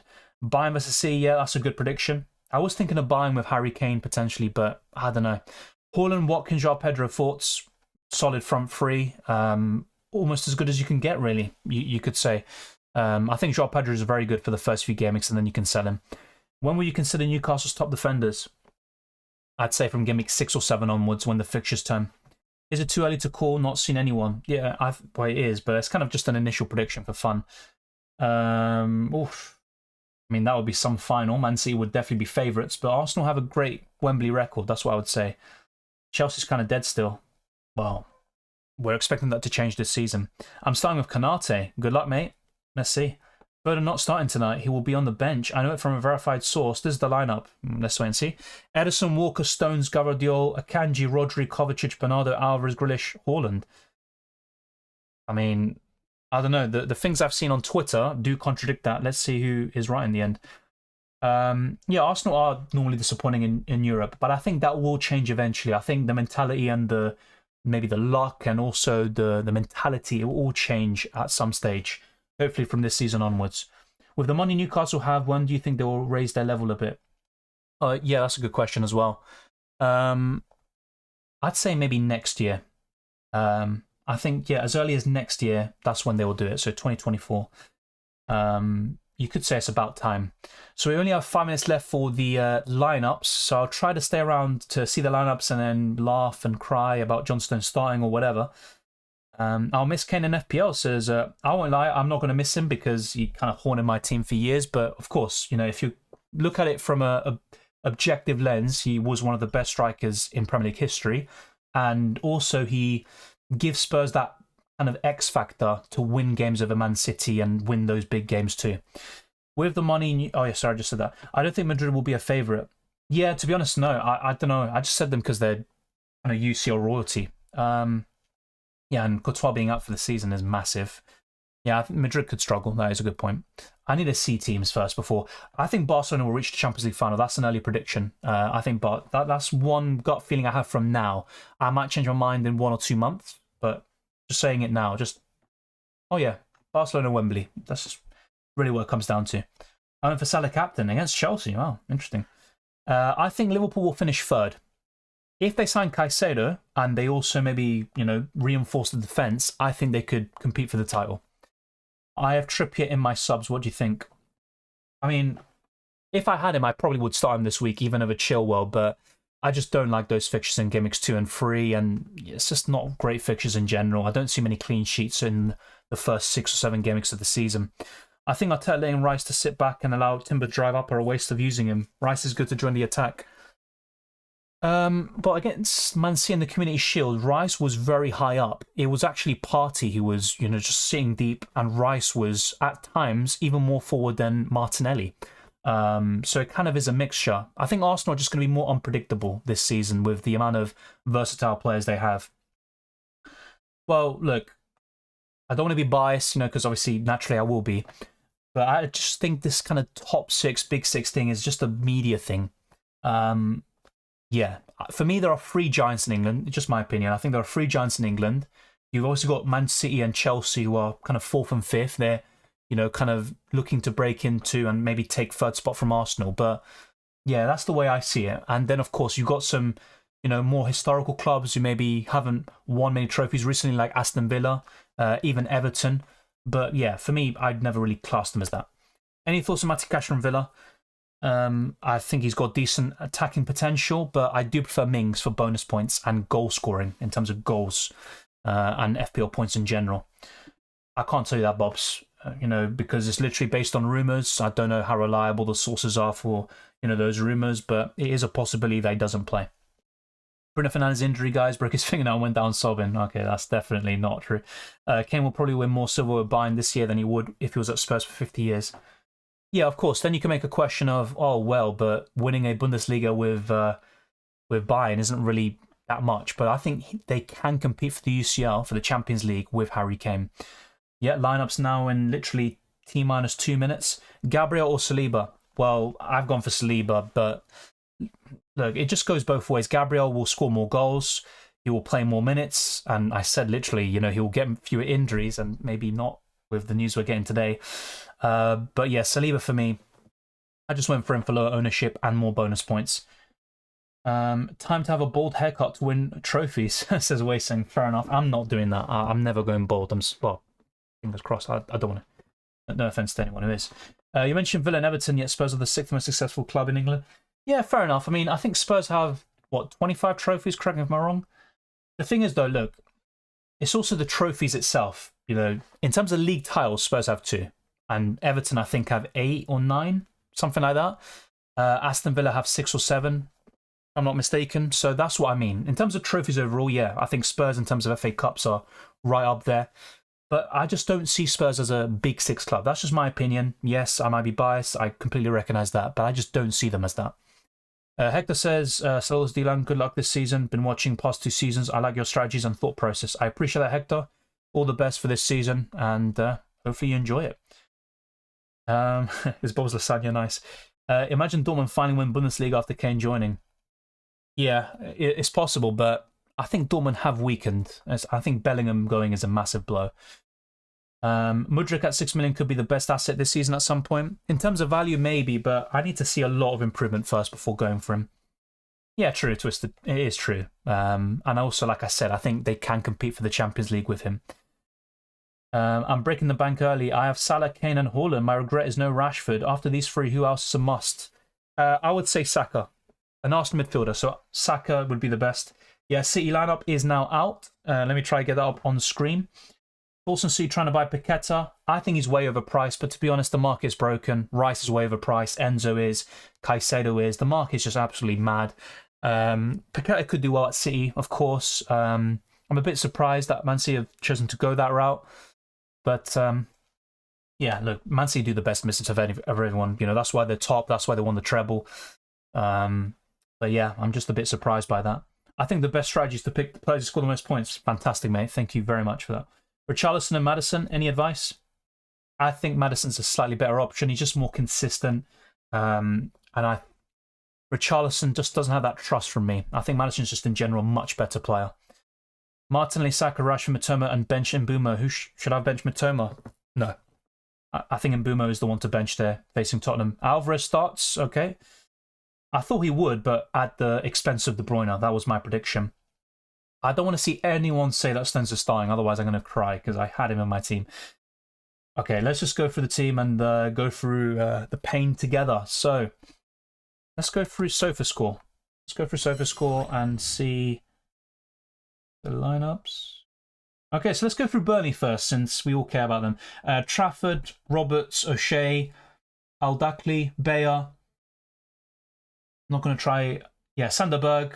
I'll call him Luca. Colin, Vitinho, Amdouni, and Forster. Now let's go to Man City. Yeah, Haaland starting. Ederson, Walker, Kanji, Ake, Rico Lewis. So the leaks were true. Rodri, De Bruyne, Bernardo Silva, Alvarez, Foden, and Haaland. That is a very offensive lineup. I have to say, that's very offensive. And no Gavardiol, no Ruben Dias, and no John Stones. Just stay away from Man City defenders. Do yourself a favour. But there you go. That is the lineup. Barcelona will continue to pay for the price. Oh, it says Weising. Oh, okay. Fair enough. Well, I use SofaScore sometimes, LiveScore, also the Twitter pages. You know, that's where you can get them from. Yeah, I use different sites pretty much. It's never really a set site. So yeah, that is the lineup. Let me know what you guys think down in the comment section below. That is a lot of changes, especially at the back. Yeah, Gavardiol is on the bench. We'll have a look at the bench in a minute. Probably Gavardiol. You know, 5 million. I think he'll be quite nailed on, relatively speaking. Honestly, it's just anyone's game, though, really. The reason why I was opting for Stones is for the bonus points. I thought he would start in Gameweek 1. I was completely wrong about that. Let's check that now, Twister Parky. So, the bench for Man City is Ortega, Gavardiol, Laporte, Calvin Phillips, Palmer, McAtee, Gomez, Kovacic, and Grealish. So yeah, there is no Stones, no Diaz, and no Cancelo on the bench. Yeah, Cancelo is just a matter of time before he's sold. Barcelona are reportedly very interested. City improved their back, but definitely weakened their front. Yeah, definitely. They lost the goals and the creativity from Gundogan and Mahrez, but they have been even better defensively. Against Arsenal, I thought Man City maybe were a bit toothless. You know, Haaland was absolutely in no man's land. And apart from maybe, well, just a goal that Man City scored, I don't really think they caused Arsenal too many issues, in my opinion. But it was so difficult for Arsenal to score against them, and they were very lucky in the end to do so. But yeah, I have to say, Man City defensively look very, very solid, and that's why I want a defender from them. Unfortunately, Pep Roulette is just absolutely mad. So this is my final team for those of you that maybe are joining in late. Be sure to smash the like button if you haven't already. Let's try to get this stream to over 150 plus likes, and let's get to I don't even speak anymore. Get ever closer towards 19,000 subscribers. I think maybe within the next week or so, we can start getting to that. And once UCL Fantasy comes back, 20k is definitely well within our sights. Thank you very much to everyone for tuning in. If you haven't already, smash the like button, subscribe for new, as I just said multiple times. And also be sure to share this video around with those that love FPL, and keep an eye out for UCL Fantasy content in the future. You can also follow me on Twitter and Instagram, DylanRCM, and I actually just changed my Instagram to just DylanRCM to make things simpler, so got to change some of these graphics as well. But it's been a blast talking to you for the past 2 hours and a half. It's gone by so quickly. I agree, Nebula. Man City defenders are dodgy. Thoughts on United transfers? I think they could have done some better business, in my opinion. I think Onana's a solid signing, but Haaland for 60, 70 million, Mason Mount as well. I think they have vastly overpaid for them, but the market is like that, to be fair. Arsenal have overpaid as well for certain players, so it does go both ways. Yeah, Theo, Stones is benched. No, sorry, he's not even benched. He's not in the squad. He's not starting. We went through the lineups just now. If you rewind this stream a minute or two ago, you would have seen the lineup on your screen. Thank you, Skygirl. Thank you very much, and wish you all the best for the new season. Which transfer do you think is going to be massive this summer, and predict any flop? It's difficult to say. I think the massive signing would be Caicedo for either Chelsea or Liverpool. I think that could basically swing the pendulum in either Chelsea or Liverpool's favour this season. So it could turn Liverpool into a title contender. It could even make Chelsea into an outside, you know, dark horse contender for top 3 or something like that. So I'd say Caicedo. I also think Timber is going to be one of the best signings this season. I definitely back him for that. In terms of a flop, I think, okay, look, it's just a personal opinion. I think, I was going to say Mason Mount, I can't lie. He was the first one I was thinking of, but I don't know. I don't know about that. Maybe I'm going to be wrong.